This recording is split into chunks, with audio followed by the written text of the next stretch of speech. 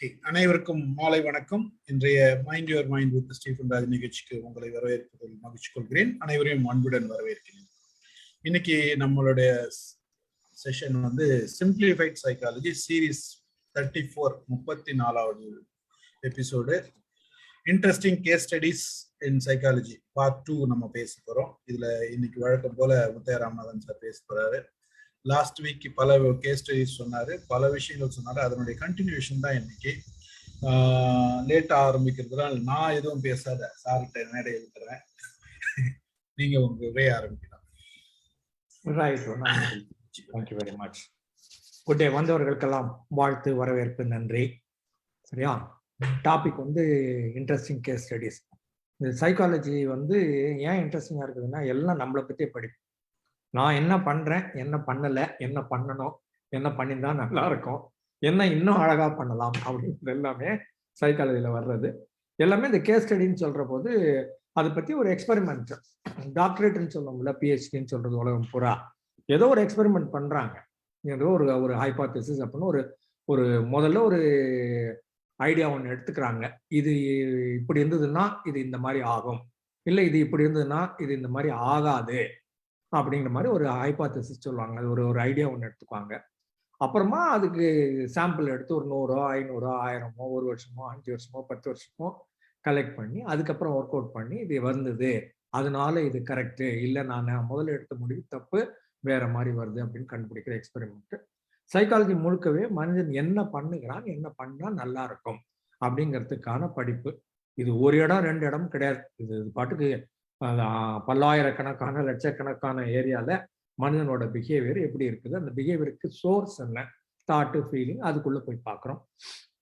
போன வாரம் நான் கவர் பண்ணது ரேப்பிடா சொல்லிடுறேன். மார்ஷ் மேலோ டெஸ்ட்னுட்டு இனிப்பை கையில கொடுத்துட்டு குழந்தைகளை தனியா ஒரு ரூம்ல விட்டுட்டு, இப்போதைக்கு நீ இதை சாப்பிடலாம், இல்லை நீ வெயிட் பண்ணனா நான் போயிட்டு 15 நிமிஷம் கழிச்சு வர்றேன், நான் வர்ற வரைக்கும் நீ சாப்பிடாம இருந்தா உனக்கு 2 இனிப்பு தர்றேங்கிறாங்க. பெரும்பாலான குழந்தைகள் அந்த ஒரு இனிப்பை சாப்பிட்றது. சில குழந்தைகள் நான் பொறுமையா இருக்கிறேன் அப்படிங்கிறாங்க. அவங்க சட்டையை தூக்கி மேலே போட்டு முடிக்கிறாங்க, கண்ணை முடிக்கிறாங்க, வேற பக்கம் சேரை திருப்பி வச்சுக்கிறாங்க, இல்லைன்னா நடக்கிறாங்க, இல்லைன்னா டான்ஸ் ஆடுறாங்க, பாட்டு பாடுறாங்க. ஏதோ ஒரு வகையில தன்னுடைய மனதை மாத்திக்கிட்டு அதை சாப்பிடாம இருக்க பாக்குறாங்க. அந்த மாதிரி யாரெல்லாம் அவங்களால தன்னுடைய இம்மீடியட் கிராட்டிபிகேஷன் வாங்க, சாப்பிட்டுட்டா உடனே மகிழ்ச்சி கிடைச்சிடும், டிலேடு கிராட்டிபிகேஷன், ஒரு பெரிய மகிழ்ச்சிக்காக நான் இப்போதைக்கு சற்று பொறுமையாக இருக்கிறேன், என்னை நானே கட்டுப்படுத்திக் கொள்கிறேன், என்னுடைய உணர்வுகள் என்னுடைய கட்டுப்பாட்டில் இருக்கின்றன அப்படின்னு பாக்குறது. அதுக்கப்புறமா குழந்தைகள் மட்டும் பாக்குறது இல்லாம அடல்ட்ஸுக்கும் இதே மாதிரி பெரிய வயதான இந்த 20 வயதுக்கு மேற்பட்ட நம்ம அடல்ட்னு சொல்ற எல்லா ஆண்களுக்கும் பெண்களுக்கும் டெஸ்ட் பண்ணாலும் அவங்களும் இன்னமும் இதே மாதிரிதான் இருக்கிறாங்க. யாரால இப்போதைக்கு இம்மீடியட்டா அந்த கிடைக்கக்கூடிய உடனடி பலனை விட காத்திருந்து மிகப்பெரிய பலன் கிடைக்குது அப்படின்னு பாக்குறவங்க வாழ்க்கையில நல்லா முன்னேறக்கூடிய வாய்ப்பு இருக்குது அப்படின்னு அதை கண்டுபிடிச்சோம். அப்புறம் மேரி ஐன்ஸ்வர்த்னு ஒரு லேடி, அப்புறம் ஜான் பவுல்பின்னு ஒருத்தர், இவங்க 2 பேரும் Stranger experiment, attachment bonding experiment ஒன்று பண்றாங்க. அம்மாக்காகவும் குழந்தையும் வீட்டுல இருப்பாங்க. ஒரு புதுசா ஒரு ஸ்ட்ரேஞ்சர், ஒரு ஆளு, ஒரு லேடி வருவாங்க. அந்த குழந்தைக்கு, அந்த ஸ்ட்ரேஞ்சர் 2 வயது குழந்தைக்கு கொஞ்ச நேரம் கழிச்சு அம்மா கதவை சாத்து இன்னொரு ரூம் போயிடுவாங்க. இந்த குழந்தை அம்மா இல்லைன்னு கண்டுபிடிச்சிரும். ஆனா அந்த புதுசா வந்த அந்த லேடி அதை ஆறுதல் படுத்த பார்ப்பாங்க. அழாத அழாத நான் இருக்கிறேன் பார்த்துக்கிறேன்னு வாங்க. இந்த குழந்தை கேட்கவே கேட்காது. ஒரு 5 நிமிஷத்துக்குள்ள அம்மா திருப்பி வருவாங்க. அம்மா திருப்பி வந்தா குழந்தை எப்படி எதிர்கொள்ளுகிறது? ஒரு ஏமாற்றத்துக்கு அப்புறம் உங்களுக்கு வேணுங்கிறது கிடைச்சிருது. வேணுங்கிறது கிடைக்கிற போது நிஜமாவே மகிழ்ச்சியா இருக்கிறீங்களா அப்படின்னு பார்த்தா சில குழந்தைகள் அம்மாவை கட்டிக்குது, சில குழந்தைகள் அம்மாவை கட்டிக்கிட்டு அதுக்கப்புறமா இறங்கி ஒரு 2 நிமிஷம் கழிச்சு இறங்கி போய் விளையாட போயிடுது. இன்னும் ஒரு சில குழந்தைகள் அம்மாவை கட்டிக்கிட்டு இறங்க மாட்டேன், இறங்குனா அம்மா போயிடுவா அப்படின்னு பயப்படுது. சில குழந்தைகள் இது அம்மா வந்தா அம்மாவை போட்டு அடிக்குது. சில குழந்தைகள் பொம்மையை போட்டு அடிக்குது, பொம்மையை தூக்கி அடிக்குது. அப்போ இன்னொரு குழந்தை இது நிக்குது, அம்மா உள்ள திரும்ப வர்ற போது இவளை நம்பலாமா, இவ வருவாளா, இவ அப்பப்போ டீல்ல விட்டுட்டு போயிடுவாளா, கன்சிஸ்டன்ட் பிஹேவியரே இல்லையே, இவ கேன் ஐ ட்ரஸ்ட் அப்படிங்கிற மாதிரி யோசிக்குது. அப்ப இந்த இடத்துல எப்படி இந்த குழந்தை எதிர்கொள்ளுகிறது? ஒரு ஏமாற்றத்தையும் அதுக்கப்புறம் திரும்ப கிடைச்சதுன்னா மகிழ்ச்சியா இருக்குதா, கோவப்படுதா, என்ன எப்படி ரியாக்ட் பண்ணுதுங்கிறத வச்சு அட்டாச்மெண்ட் பாண்டிங்னு சொல்லுவாங்க. அதே மாதிரி குழந்தைய முதல் தடவை பள்ளிக்கூடத்துல கொண்டு போய் விட்டீங்கன்னாலும் அந்த ஒரு வாரத்துக்கு அந்த குழந்தை அம்மா விட்டுட்டு போனா அழணும். முதல் தடவை பள்ளிக்கூடம் போற குழந்தை. என் குழந்தை ரொம்ப சமத்து அழவே இல்லைன்னு சொன்னீங்கன்னா அது அம்மாவோட அட்டாச்சே ஆகலைன்னு அர்த்தம். அந்த டீச்சர் சொல்லுவாங்க, ஒரு வாரம் குழந்தை அழணுங்க, அழுதுதான் அதுக்கப்புறம் செட்டில் ஆகும். இது நிஜமாவே நம்மளை கொண்டாந்து விட்டுருவாங்க, நம்ம 4 மணி நேரம் இங்கதான் இருக்கணும். அப்ப நண்பர்களோட இருக்கிறது தான் நல்லது, நண்பர்களோட விளையாட பார்க்கலாம், கையில இருக்கிறது எப்படி மேக்ஸிமைஸ் பண்ணதுன்னு ஆரம்பிச்சு அதுக்கப்புறமா இதுவே ட்ரெஸ் பண்ணின்னு கிளம்பி நான் பள்ளிக்கூடம் போறேன்னு வரோம். ஆனா முதல்ல ஒரு வாரம் அந்த குழந்தை அம்மாவை பிரிந்து இருக்கிற போது அது அழத்தான் வேண்டும், அழலைன்னா தான் தப்பு, அழுகிறது ரொம்ப நல்லது அப்படின்னு சொல்லுவாங்க. அதுக்கப்புறம் மொலாய்சன் ஒருத்தர், ஹென்ரி கஸ்டவ் மொலாய்சன் ஒருத்தர், அவருக்கு ஹிப்போ கேம்பஸ்னு ஒன்று வலிப்பு நோயை சரி பண்ணுறதுக்காக கட் பண்ணுவாங்க. அதுல என்ன ஆகுனா அவருக்கு மெமரி பூரா போயிடும், ஒரு 10 ஆண்டுகளுக்கான மெமரி போயிடும். அன்றன்றைக்கு என்னென்ன நடக்குதோ அது மட்டும் தெரியும், அதுக்கப்புறம் அடுத்த நாள் தெரியாது. அவருக்கு மேல ஒரு 50 ஆண்டுகள்ல ஏராளமான எக்ஸ்பெரிமெண்ட் பண்ணி நிறைய கண்டுபிடிச்சிருக்காங்க. ஹிப்போ கேம்பஸை பத்தியும், ஒரு ஹிப்போ கேம்பஸ் இல்லாத ஆளு, மெமரி ப்ராப்ளம் இருக்கிற ஆளு என்ன பண்ணுவாங்க அப்படின்னு பார்த்தது. அதுக்கப்புறம் டேவிட் ரெய்மர்னு ஒருத்தர் பீனிஸ், ரெட்ட குழந்தை, அது 3 மாத குழந்தைக்கு பீனிஸ்ல ப்ராப்ளம், யூரின் பாஸ் பண்றதுல ப்ராப்ளம், அதை கட் பண்ணி மொத்தமா ஏதோ ஆபரேஷன்ல ப்ராப்ளம், சர்ஜரியில ப்ராப்ளம், கட் பண்ணி மொத்தமா எடுத்தவங்க ஒரு சைக்காலஜிஸ்ட் சொல்லுவாரு, அது 3 மாச குழந்தை, அதுக்கு ஒன்றும் தெரியாத நம்ம பெண்ணுன்னே சொல்லி வளர்த்துருவோம், பெண்ணுன்னு சொல்லி வளர்த்து பெண்ணோட ட்ரெஸ்ஸை போட்டு பெண் பேரை பத்தி எல்லாத்தையும் மாத்துவாங்க. அது 12 வயசுக்கு அது ஃபிட்டினே ஆகாது. 12 வயசுல அது சில மாறுதல்கள் உள்ளுக்குள்ள வர்ற போது அது சரிதான் போடான்னு கண்டுபிடிச்சி திட்டி நான் பையன்னு கண்டுபிடிச்சு எல்லாரோடையும் சண்டை போட்டு அதுக்கப்புறம் திரும்ப பையனாவே மாறிக்கும். அதனால புற உறுப்புகளில் ஆணா பெண்ணா என்பது முடிவு செய்யப்படுவதில்லை. உள்ளுக்குள்ளேயே நிறைய ஸ்ட்ரக்சர் இருக்கு. ஆணோட மூளை வேற, பெண்ணோட மூளை வேற, உள்ளுக்குள்ள இருக்கிற உறுப்புகள் எல்லாம் இருக்கு, டெஸ்டோஸ்டெரோன் இருக்கு, ஈஸ்ட்ரோஜன் இருக்குதுன்னு கண்டுபிடிச்சோம். அதுக்கப்புறம் கிட்டி ஜெனோவேஸ்னு ஒரு லேடி போற போது அவங்க ரோட்ல ஒரு ஆள் கத்தியால குத்திடுறான், சுத்தி வர 40 பேர் இருக்கிறாங்க, யாரும் ஹெல்ப் பண்ணல. 10 நிமிஷம் கழிச்சு திருப்பி வந்து இன்னொரு வாட்டி கத்தியால குத்தி மொத்தமா அந்த பொண்ணை கொலைவா பண்ணிடுறான். அப்பவும் யாரும் ஹெல்ப் பண்ணல. அப்பதான் தெரியுது பைஸ்டாண்டர் எஃபெக்ட். 40 பேர் இருந்தா ஆளுக்கு 2.5% ரெஸ்பான்சிபிலிட்டி. ஒரே ஒரு ஆளு தான் பக்கத்துல இருந்திருந்தாருன்னா அந்த கத்தியால குத்துற போது அவர் 100% என்னுடைய பொறுப்பு நினைச்சிட்டு வந்து ஹெல்ப் பண்ணுவாரு அப்படின்னு பார்த்தோம். ஃபீனியஸ் கேஜ்னு ஒரு ஆளு, அவர் தலையில கடப்பாரை குத்தி இந்த பக்கம் வெளியில வந்துருது. அதுக்கப்புறமா அப்புறமும் அவர் ஒழுங்கா நடந்து போய் மாடி படிக்கட்டு ஏறி டாக்டர் உனக்கு நிறைய வேலை வச்சிருக்கேன்னு சொல்லிட்டு அது கடப்பாறையில எடுத்துடுறாங்க. அது ஆனாலும் கூட அந்த ப்ரீ ஃப்ரான்டல் லோபுங்கிறது அடி வாங்கினதுனால பிஹேவியர் மாறி போய் அவர் வயலண்டா மாறிடுறாரு. மக்கள் புரிஞ்சுக்கிறாங்க இவர் மூளையில ப்ராப்ளம் இருக்கு அதனால இதுன்னுட்டு. ஆனா நமக்கு தெரிய வர்ற செய்தி, முன்னால இருக்கிற ப்ரீ ஃப்ரான்டல் லோப் அடிபட்டுச்சுன்னா அப்போ பிஹேவியர் மாறக்கூடிய வாய்ப்பு இருக்குது. பிஹேவியரும் இதுவும் ஒன்னா சேர்ந்தது அப்படின்னு கண்டுபிடிச்சோம். ஜீனின்னு ஒரு பெண்ணை வந்து அப்பா 12 வருஷத்துக்கோ 13 வருஷத்துக்கோ ஒரு குட்டி ரூம்ல அடைச்சு வச்சு, அம்மா இல்லை போல, ஒரே ஒரு குழந்தை, அந்த குழந்தைய ரூம்ல அடைச்சு வச்சு டாய்லெட் இருக்கும், சாப்பாடு கொஞ்சம் மூளை கொடுப்பாரு, அவ்வளவுதான். அந்த மாதிரி ஒரு 12 வருஷம் வளர்த்ததுல அந்த குழந்தை 2 வயதுல இருந்து 14 வயது வரைக்கும் வளர்ந்த குழந்தைய அல்டிமேட்டா கண்டுபிடிச்சு அப்புறம் சரி பண்ண பாக்குறாங்க. அது ஓரளவுக்கு பாடி லாங்குவேஜ் புரிஞ்சுக்குது, ஆனா அதால பேச முடியல, கனெக்டிவிட்டி இல்லை, பாண்டிங் இல்லை, ரிலேஷன்ஷிப் இல்லை. ஏன்னா டோட்டல் 12 வருஷம் ஐசோலேட்டடாவே இருந்ததுனால. அதனால லாங்குவேஜும் வரணும், சோசியலைஸும் வரணும். அது ரெண்டும் சின்ன வயசுல இருந்து வந்ததுனால தான் செட் ஆகும். பின்னால இன்னொரு நாள் கண்டுபிடிச்சு கொடுக்க முடியாது அப்படின்னு பார்த்தோம். அப்புறம் ஜிம் லூயிஸ், ஜிம் ஸ்பிரிங்கர்னு 2 பேர் இரட்டை பிள்ளைகள். பிறந்த உடனே நம்ம தமிழ் படத்துல வர்ற மாதிரி 2 பேரையும் தனித்தனியா பிரிச்சிருவாங்க. 39 வருஷம் கழிச்சு 2 பேரும் கண்டுபிடிச்சு ஒன்னா சேர்றாங்க. அது இந்த ட்வின் ஸ்டடிஸ்ன்னு மின்னசோட்டா யூனிவர்சிட்டி இதுல ஸ்பெஷலைஸ் பண்ற ஆளுங்க இதை பத்தி ஸ்டடி பண்ற போது அவங்க 2 பேரும் ஐடென்டிக்கல் ட்வின்ஸ், ஆனா வேற வேற மாதிரி வளர்ந்தாங்க. ஒரே ஹைட்டு, ஒரே வெயிட்டு, 2 பேரும் ஜிம்முக்கு போவாங்க, 2 பேரும் போலீஸ் டிபார்ட்மெண்ட்ல கொஞ்சம் வேலை பார்த்துருக்காங்க, 2 பேரும் ஒரே பிராண்ட் சிகரெட் பிடிக்கிறாங்க, 2 பேரும் ஒரே பிராண்ட் சிகரெட் பிடிக்கிறாங்க. அப்புறம் 2 பேரும் கல்யாணம் கட்டுற பெண்ணோட பேரு அதே பேரு பெட்டின்னு நினைக்கிறேன், லிண்டா. அதுக்கப்புறம் 2 பேரும் 2 வருஷத்துல டைவர்ஸ் பண்றாங்க. 2 பேரும் அதுக்கப்புறம் இன்னொரு பெண்ணை கல்யாணம் பண்றாங்க. 2 பேரும் பெட்டிங்கிற பெண்ணை கல்யாணம் பண்றாங்க. 2 பேரும் முத குழந்தை ஆம்பளை குழந்தை பெற்றுக்கிறாங்க. 2 பேரும் குழந்தைக்கு ஜேம்ஸ் ஆலன் பேர் வைக்கிறாங்க. இது வந்து எல்லா இடத்துலயும் நடக்கும்னு அர்த்தம் இல்லை, இதுக்கும் ஜெனடிக்ஸும் சம்மந்தம் இல்லை. ஒரு தாண்டி ஒரு ரொம்ப இன்ட்ரெஸ்டிங் கேசஸ் இத்தனை நம்ம 140 700 கோடி மக்கள்ல இந்த மாதிரி ஒண்ணு அபூர்வமா அமைது மின்னசோட்டா இன்ஸ்டியூட் படிச்சு வச்சிருக்குது. ஆனா அந்த ஹைட்டு வெயிட் ஒரே மாதிரி இருக்கு. 2 பேருக்கும் ஹார்ட் ப்ராப்ளம் இருக்குது, அதெல்லாம் ஜெனட்டிக்கா வந்தது. ஆனா எப்படி அவங்க லிண்டாவை கல்யாணம் பண்ணாங்க, டைவர்ஸ் பண்ணாங்க, பெட்டியை கல்யாணம் பண்ணாங்க, ஜேம்ஸ் ஆலன் பேர் வச்சாங்கன்னு இன்னும் யாருக்கும் தெரியாது. சரியா? இதெல்லாம் நம்ம போன வாட்டி பார்த்தது. அதுக்கப்புறம் இப்போ அடிஷன்லாம் இன்னும் சொல்ல போனா காக்டெயில் பார்ட்டி ஃபினாமினன் ஒன்று இருக்குது. காக்டெயில் பார்ட்டினா ஒரு பார்ட்டி நடந்துட்டு இருக்கும், எல்லாரும் ட்ரிங்க் பண்ணிட்டு இருப்பாங்க, எல்லாரும் பேசிட்டு இருப்பாங்க. அதுல கும்பலா எல்லாரும் ஒரு டேபிள சுத்தி வர பார்த்தா ஒரு 5-6 பேர் உட்காந்துருப்பாங்க, வட்ட மேசைன்னு வச்சுக்கோங்களேன். அதுல இவரு அவரோட பேசிட்டு இருப்பாரு, அவரு அவரோட பேசிட்டு இருப்பாரு, இன்னொருத்தர் இன்னும் 2 பேரோட பேசிட்டு இருப்பாங்க. இப்படி இருக்கும், சுத்தி வர எல்லா சத்தமும் நடந்துட்டு இருக்கும். ஆனா ரொம்ப கம்ஃபர்டபுளா நானும் எதிரில் உட்காந்து வட்ட மேசையில எதிரில் உட்காந்துக்கிற ஆள் மட்டும் பேசிட்டு செலக்டிவா என்னால எதெல்லாம் கட் பண்ண முடியுமோ கட் பண்ண முடியும். அது எப்படி பண்றோம்னு நமக்கு தெரியாது, ஆனா நம்மளால பண்ண முடியும். இப்ப இந்த பக்கம் இருக்காங்க இல்லையா, இப்படி ஒரு ஆள் இப்படி ஒரு ஆள் இருக்காங்கல்ல, நான் எதிரில் இருக்கிற ஆளோட பேசுறேன், இப்படி எதிரில் உட்காந்துருக்காங்க மேசையில, இவங்க 2 பேர் பேசிட்டு இருக்காங்க. நாங்க பாட்டுக்கு we continue talking, they are also continuously talking, but then they silence off my messages and my partner's message, and I am silencing off these 2 people's message. செலக்டிவா நமக்கு எதை வேணுமோ அதை மட்டும் கேட்டுட்டு எது வேணாமோ அதை மட்டும் கூட நம்மளால முடிகிறது. இது வந்து காக்டெயில் பார்ட்டி ஃபினாமினன் சொல்றாங்க. இது காலின் செர்ரி அப்படின்னு ஒரு ஆளு 1953 பார்த்து நம்மால பண்ண முடியும். அது எவ்வளவு சுத்தி வர எத்தனை நடந்தாலும் கூட நமக்கு எது வேணுமோ அதை மட்டும் எடுத்துட்டு எது வேண்டாமோ அவ்வளவு நம்ம கட் பண்றதுக்கு இங்க எங்க மெக்கானிசம் இருக்குன்னு தெரியாது. இப்ப காரை கூட திருப்பணும்னா சரிங்க திருப்ப வேண்டியிருக்குது, இல்லைன்னா ஆக்சலரேட்டர் கொடுக்க வேண்டியிருக்குது. ஆனா இந்த காதுக்குள்ள நம்ம மூளையை வச்சுட்டு எப்படி ஒன்றை மட்டும் வாங்கி மிச்சம் எல்லாத்தையும் சைலன்ஸ் பண்றோம் அப்படிங்கிறது ஒரு அட்டகாசமான செய்தி. இதே அவங்க இது ஃபில்டர் மாடல் அப்படின்னு சொல்றாங்க. இது இன்னொரு ஆளு ஒரு பிராட் பென்ட்னு ஒருத்தர் சொல்றாரு, filter model. You are able to filter. ஒரு நம்ம சொல்லுவோம் இல்லையா, இந்த பனமட்டை ஓலையிலிருந்து ஃபில்டர் பண்ணுவாங்கன்னு சொல்லுவாங்க, அது போல ஒரு ஃபில்டர், நம்ம காஃபி ஃபில்டர் மாதிரி ஃபில்டர் ஒன்று இருக்குது. அதுல எது வேணுமோ அதை எடுத்துட்டு மற்றது எல்லாத்தையும் வெளியில அனுப்ப முடியுது அப்படிங்கிறது இவர் ஃபில்டர் மாடல்னு இன்னொரு பேர் சொல்றாரு.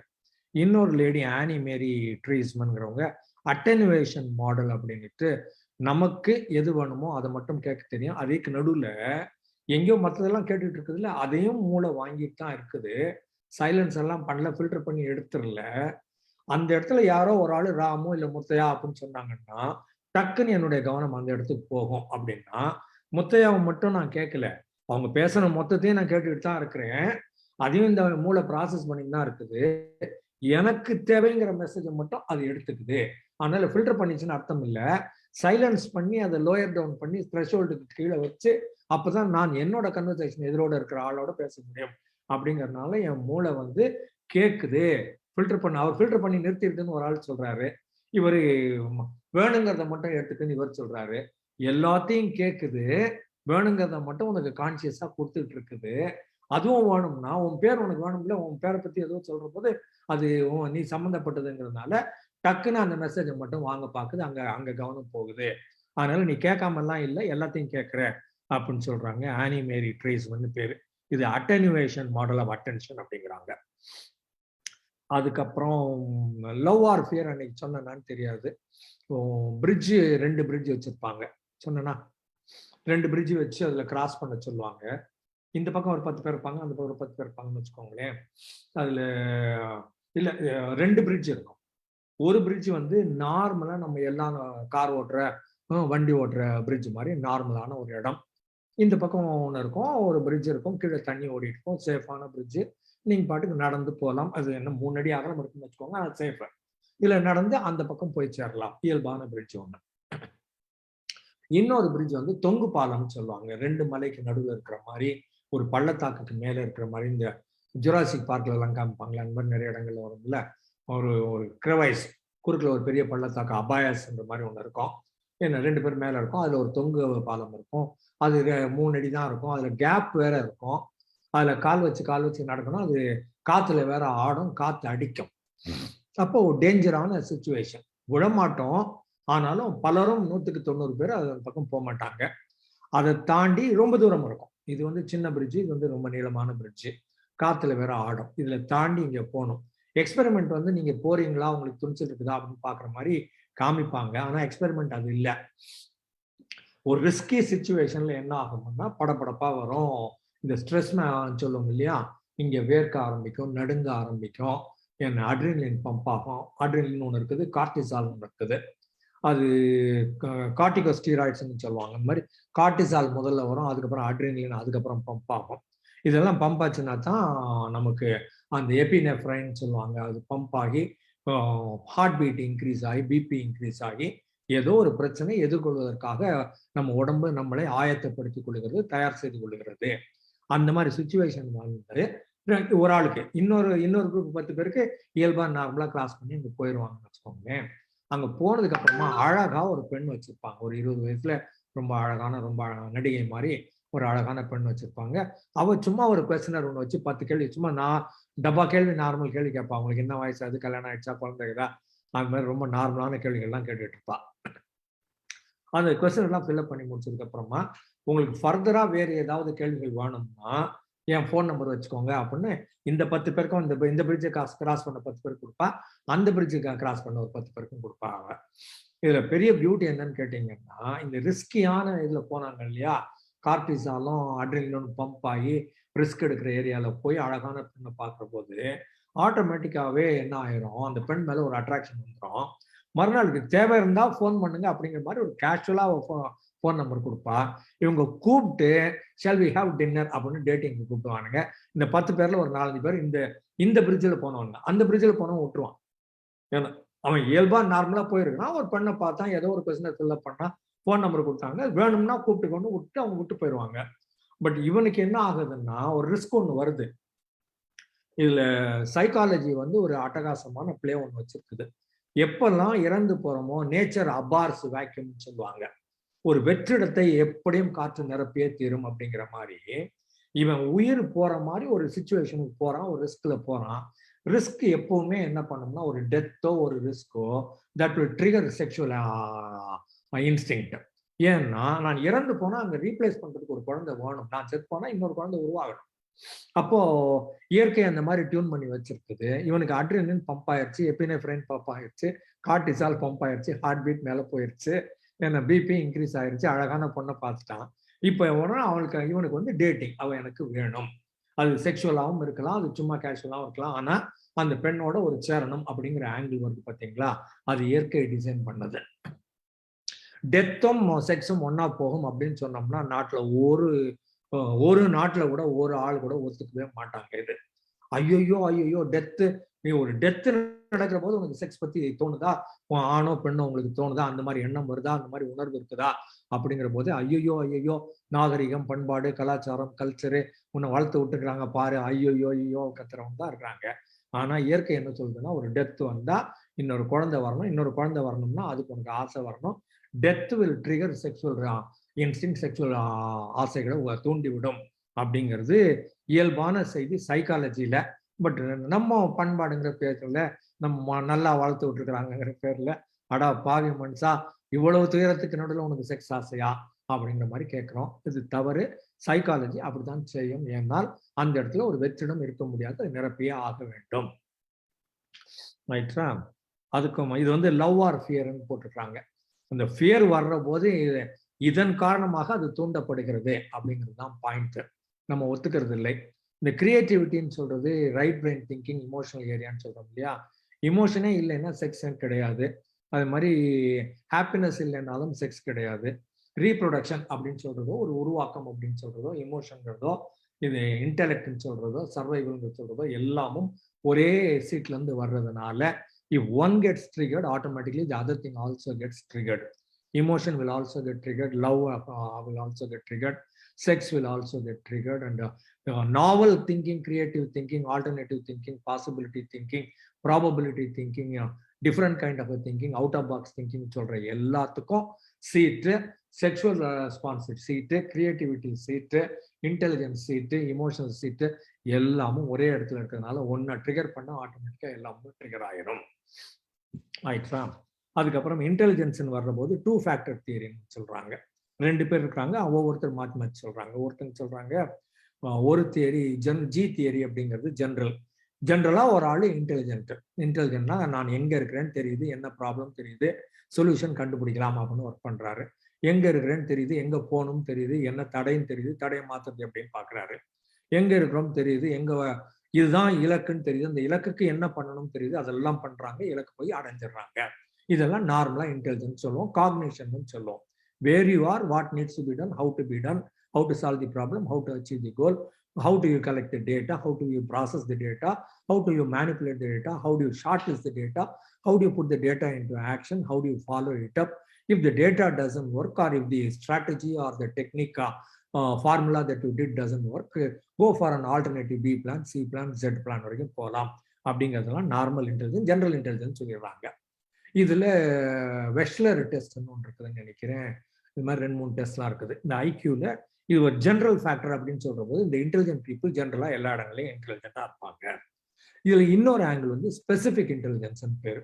அவங்களுக்கு பாட்டு பாட தெரியும், திருக்குறள் 1330 சொல்ல தெரியும், தலைகீழா சொல்ல தெரியும், வலது கை இடது கை ரெண்டும் ஒரே டைம்ல எழுத தெரியும், ஓவியம் வரைய தெரியும், நடனம் ஆட தெரியும், கவிதை எழுத தெரியும், ஒரு குரூப் ஒரு மீட்டிங் ஆர்கனைஸ் பண்ண தெரியும். இந்த மாதிரி வரதெல்லாம் ஸ்பெசிபிக் இன்டெலிஜென்ஸ். எல்லாராலையும் முடியாது. எல்லாராலும் ஓவியத்தை ரசிக்க முடியும், எல்லாராலும் ஓவியம் வரைய முடியாது. எல்லாராலும் நடனத்தை ரசிக்க முடியும், ஆனால் நடனம் ஆட முடியாது. எல்லாராலும் கவிதை படிக்க முடியும், கவிதை எழுத முடியாது. அது வந்து ஒரு ஆற்றல், அது வந்து ஒரு ஸ்கில். அது சம்டைம்ஸ் நம்ம கத்துக்கிட்டு டெவலப் பண்ணி வர முடியும். ஆசிரியர் கற்றுக் கொடுத்து மாணவன் நல்லா கவிதை எழுதுவான், ஆனா ஆசிரியரால கவிதை எழுத முடியாது. கவிதைக்கு இலக்கணம் அட்டகாசமா ஆசிரியர் சொல்லி கொடுத்துருவாரு, பிரமாதமா லெக்சர் அடிச்சிருவாரு, ஆனா அவரால் கவிதை எழுத முடியாது.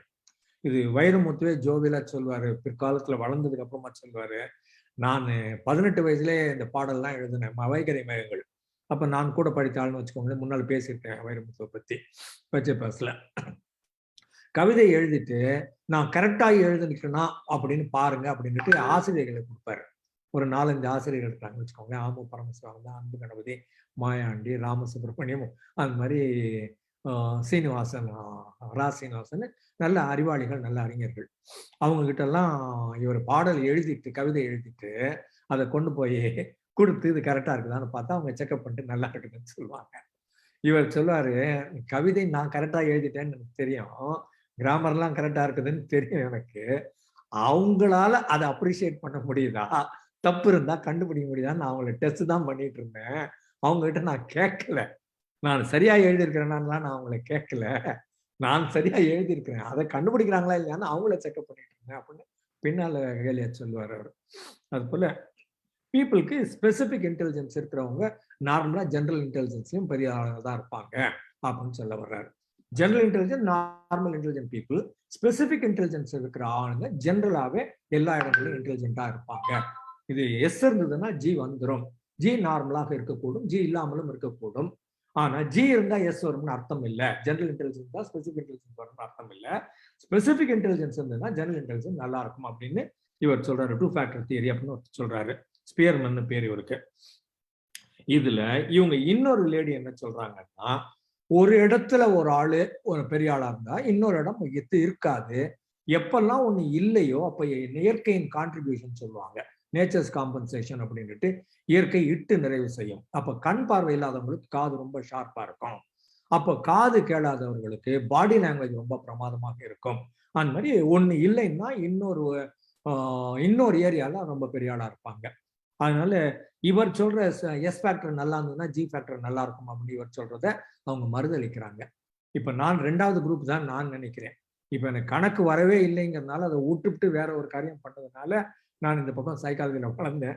அது கணக்கும் நான் 40-50 மார்க் வாங்கியிருந்தேன்னா நான் சைக்காலஜில வளர்ந்தே இருக்க மாட்டேனோ அப்படின்னு தோன்றது. ட்ரைனிங்லயும் நான் கேலியாக சொல்றது, ஒரு ட்ரெயினர் வராரு, நான் இவர் தான் ட்ரெயினர்னு அறிமுகப்படுத்துற போது முதல் கேள்வி கேளுங்க, நீங்க கணக்குல எவ்வளோடா மார்க்குன்னு கேளுங்க. அதனால கணக்குல 90 மார்க்குன்னு சொன்னா ஏந்து ஓடிடுங்க, அவனுக்கு ட்ரைனிங்கே தெரியாது அப்படின்னு நான் கேள்வியா சொல்றது. கணக்குல நிறைய மார்க் வாங்குறவன் நல்ல ட்ரெயினராகவே இருக்க மாட்டான். நல்ல ட்ரெயினரா இருக்கணும்னா கணக்குல ஃபெயில் ஆகிருக்கணும் அப்படின்னு நான் தனிப்பட்ட முறையில ஒரு ரூல் வச்சிருக்கிறேன். அது நான் மக்களுக்கு என் ட்ரைனிங் ப்ரோக்ராம்ல நான் சொல்றது. கணக்குல ஃபெயில் ஆகணும், அதுதான் நல்ல ட்ரெயினருக்கு நம்பர் 1 இலக்கணம் குவாலிஃபிகேஷன் அப்படின்னு சொல்றது. அதனால if you are specific in one area, if you fail in another area, absolutely okay. You don't have to be a doctor and an engineer also. But there are some people, Terry Sanowski சொல்லியிருப்பேன் நான், TERRY, Terry Sanowski, SEJNOWSKI. இவர் வந்து PhD in psychology, PhD in neurology, PhD in computers. இப்ப அவருக்கு கம்ப்யூட்டரும் தெரியும், மூளையும் தெரியும், அவருக்கு சைக்காலஜின்னு தெரியும். இந்த 3ல டாக்டரேட் வச்சுன்னு வித்த காமிச்சுன்னு ஒரு லேர்னிங் டு லேர்ன் அப்படின்னு ஒரு கோர்ஸ் இருக்குது. டெரி சனாவ்ஸ்கின்னு போட்டீங்கன்னா கிடைக்கும். coursera.org கிடைக்கும். கோர்ஸ் coursera.org அப்படின்னு போயிட்டு டெர்ரி சனாவ்ஸ்கின்னு போட்டிங்கனாலும் கிடைக்கும். கூடவே பார்பரா ஓக்லேன்னு ஒரு லேட் இருக்காங்க. BARA Barbara ஓக்லே OAKLEY. இந்த டெர்ரி சனாவ்ஸ்கியும் பார்பரா ஓக்லேயும் சேர்ந்து படிக்கிறது எப்படின்னு சொல்றாங்க. இவருக்கு மூளையும் தெரியுது, மூளையில் இருக்கிற பதிவும் தெரியுது, கம்ப்யூட்டரை ஆப்ரேட் பண்ணி மூளைக்குள்ள என்ன நடக்குதுன்னு பார்க்கவும் தெரியுது. இவ்வளவு பெரிய அறிவாளி ஃப்ரீயா நமக்கு உலகம் புறா சொல்லி கொடுத்துட்டு இருக்காருங்கிறது ஒரு அட்டகாசமான செய்தி. பயன்படுத்தி கொள்ளுங்கள். டெர்ரி சனாவ்ஸ்கி. சரியா? இவர் 3லையும் பெரிய ஆள். இப்ப நான் சொன்னது வந்து கணக்குல ஃபெயில் ஆனா ட்ரைனிங்ல பெரிய ஆளாக முடியும்னு சொல்றேன், இல்ல சைக்காலஜி ஏதோ ஒரு இன்னொரு ஏரியால வளரலாம்னு சொல்றேன். அப்ப அந்த மாதிரி பாக்குற போது இந்த இடத்துல இவர் 3லையுமே பெரிய ஆளா இருக்கிறார், சொல்லியும் கொடுக்குறாரு. Some people are like that. Sudha Seshaiyan அப்படின்னு நினைக்கிறேன். இப்போ அவங்க மெடிக்கல் யூனிவர்சிட்டியில வைஸ் சான்சலரா இருக்கிறாங்க. அவங்க தான் ஜெயலலிதா இறந்த போது போஸ்ட்மார்ட்டம் பண்ணவங்க. அவங்க தான் உடலை பதப்படுத்தி வெளியில கொண்டு வந்தவங்க. அவங்க தான் ரொம்ப பெரிய ஆளு. பட் அதே நேரத்துல அவங்க உபன்யாசம், கதா காலட்சேபம் அப்படின்ட்டு கச்சேரியும் பிரமாதமா பண்ணிட்டு இருக்கிறாங்க. மெடிக்கல் லெவல்லையும் வைஸ் சான்சலர் லெவலுக்கு உயர்ந்திருக்கிறாங்க. அப்போ எங்கேயோ 2 திறமையும் வைத்திருக்கக்கூடியவர்கள் சில பேர் இருக்கிறாங்க. இதுலயும் நான் பெரிய ஆளு, அதுலயும் பெரிய ஆளு. இப்ப கலைஞர் கருணாநிதினு எடுத்தீங்கன்னா அவர் ஒரு மொழி, ஏதோ ஒரு மொழி இப்போதைக்கு அவர் கையில் கிடைச்சது தமிழ். அது ஒரு மொழியில ஒரு மனிதன் என்னென்னலாம் பண்ண முடியுமோ அவ்வளவு சமாச்சாரம் பண்ணிட்டார். ஒரு 30 துறையில, தமிழ் துறையில அவர் பெரிய ஆளு. அவருக்கு இங்கிலீஷ் தெரியுமா, கம்ப்யூட்டர் தெரியுமாலாம் நான் கேட்டதுல எனக்கு தெரியாது. ஆனா தமிழ்ல அவர் கையை வைக்காத இடமே கிடையாது. ஒரு தமிழ்ல ஒரு எந்த ஒரு மொழியை எடுத்துக்கொண்டீர்களாலும் அந்த மொழியில என்னென்னலாம் பண்ண முடியுமோ அவ்வளவையும் பண்ணி பார்த்த ஆளுக்கு பேரு, இன்க்ளூடிங் ப்ரூஃப் ரீடிங்னு சொல்றது நான். அவ்வளவு வேலையும் பார்த்தவர் அவரு. அதுக்கப்புறம் கொஞ்சம் வெளியில போனோம்னால் ஸ்டான்லி மில்கிராம் எக்ஸ்பெரிமெண்ட் இருக்குது. இவங்க என்ன பண்ணுவாங்க, ஒரு ரூம்குள்ள வச்சிருவாங்க, ஒரு 10 பேரை உள்ள வச்சிருவாங்க. வச்சுட்டு இவங்களுக்கு கூட இருக்கிற ஆளுக்கு பனிஷ்மெண்ட் கொடுன்னு சொல்லுவாங்க. அந்த பக்கம் ஒரு 10 பேர் இருக்கிறாங்க, இவங்க 10 பேர் இங்க வச்சிருவாங்க. நீங்க கேள்வி கேளுங்க, அந்த கேள்விக்கு அவங்க பக்கத்து ரூம்ல இருந்து அவங்க ஆன்சர் சொல்லணும். அவங்க சரியான ஆன்சர் சொன்னாங்கன்னா விட்டுருங்க, ஓகே அப்படின்ட்டு. தப்பான ஆன்சர் சொன்னாங்கன்னா கையில கரண்ட் ஷாக்னு ஒன்று வச்சுக்கிறாங்க. இந்த ஷாக் ஒன்று கொடுக்கணும். இந்த பட்டன் அழுத்தி அவன் தப்பா ஆன்சர் சொன்னா அவனுக்கு ஷாக் கொடு. அந்த ஷாக் வந்து 5 வோல்ட்னு இருக்கும், அப்புறம் 10 வோல்ட்னு இருக்கும், அப்புறம் 20, அப்புறம் 30, 40, 50, 75, 100, 200, 250 வோல்ட் வரைக்கும் இருக்கும். அது இவங்க தப்பு பண்ணா நீ ஷாக் கொடு அப்படின்னு சொல்லிட்டு வச்சு ரூம்ல இவரை தனியா வச்சிருவாங்க. அவங்க அந்த பக்கத்து ரூம்ல அவங்க இருப்பாங்கன்னு சொல்லுவாங்க. அவங்க எல்லாம் டம்மி, நிஜம் கிடையாது, அந்த மாதிரி ஆள் கிடையாது.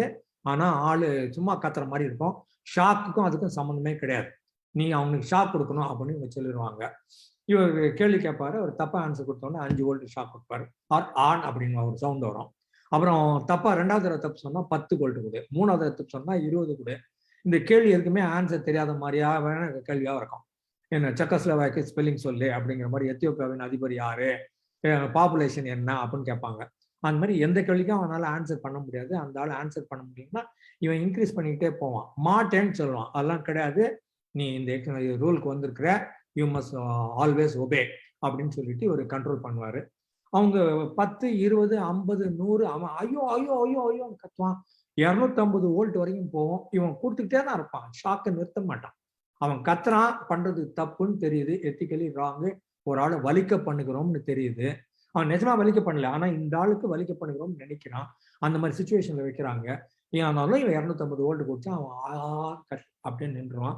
அதுக்கு அடுத்த வோல்ட் இன்னும் ஜாஸ்தி கொடுன்னு சொல்ற போது சவுண்டே வராது.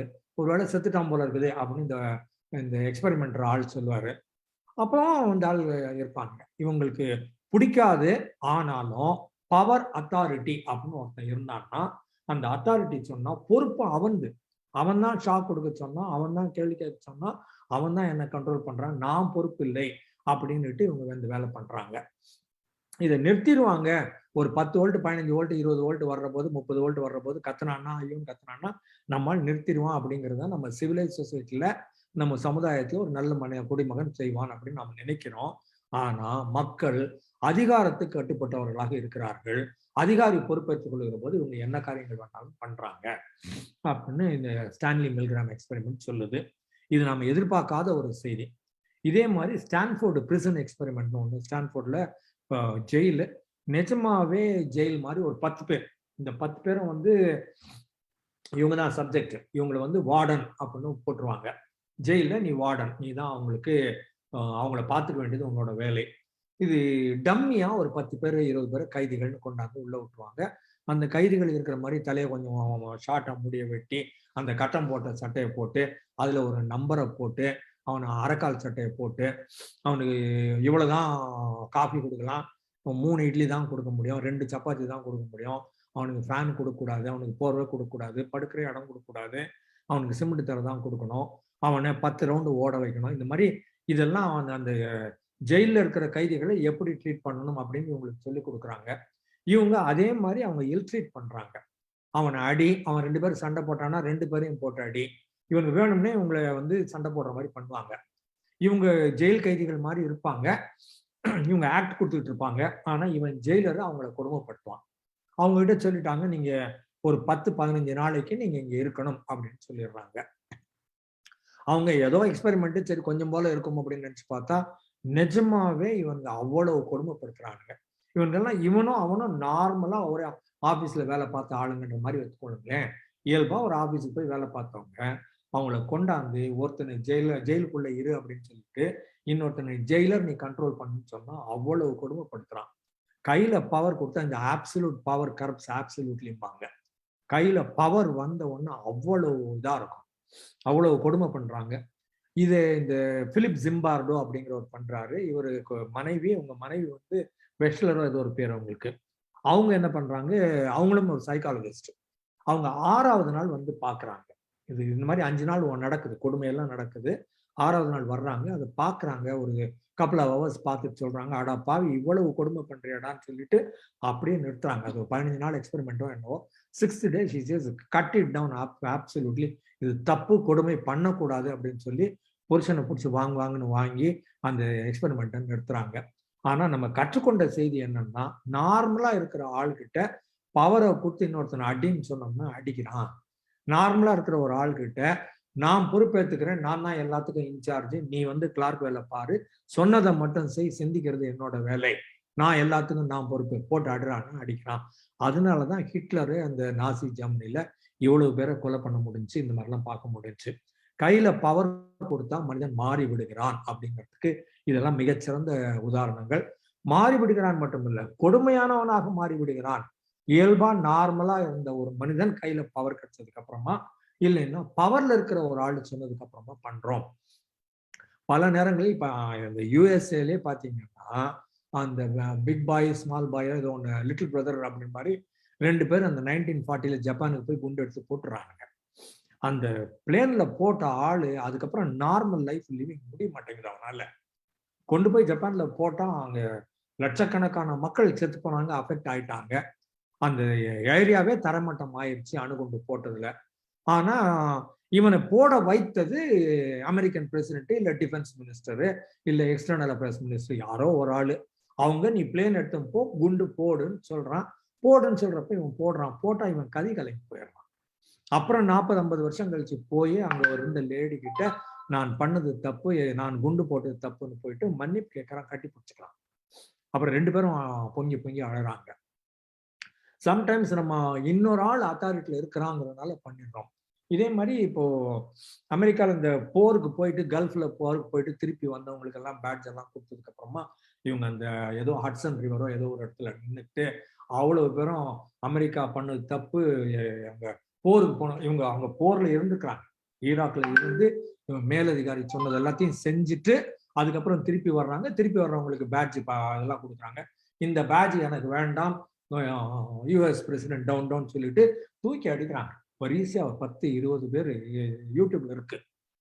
ஆனா இவங்க கட்டுப்பட்டு தான் போனாங்க. இவங்க அவங்க மிலிட்டரி ஆபீசர், மேல இருக்கிற ஆபீசர் சொன்னா நீ ஈராக்கு போ, ஈரானுக்கு போ, பாகிஸ்தான் போ, ஆப்கானிஸ்தான் போ, குண்டு போடுன்னு சொன்னாங்கன்னா போடத்தான் வேண்டும், உங்களால வேற ஒன்றும் பண்ண முடியாது.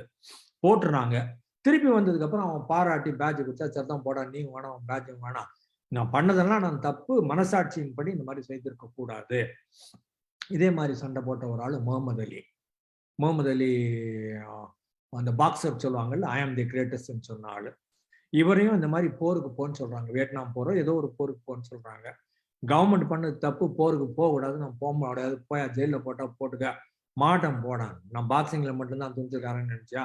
உங்கூடையும் சண்டை போட வேண்டாம் வாடா, நத்திங் டூயிங், நான் போருக்கு போக மாட்டேன், நான் மிலிட்ரியில சேர மாட்டேன், நீ பண்ணதெல்லாம் தப்பு அப்படின்னு சண்டை போட்டு அவரு நிறைய வாக்குவாதங்கள்லாம் பண்ணி ஜெயிலுக்கு போனாரா என்னன்னு ஞாபகம் இல்லை. ஆனா contested the president, is nothing doing, வாருக்கு போறது தப்பு, நம்ம வாருக்கு போகக்கூடாது அப்படின்னு ஒரு முடிவு எடுத்தார்.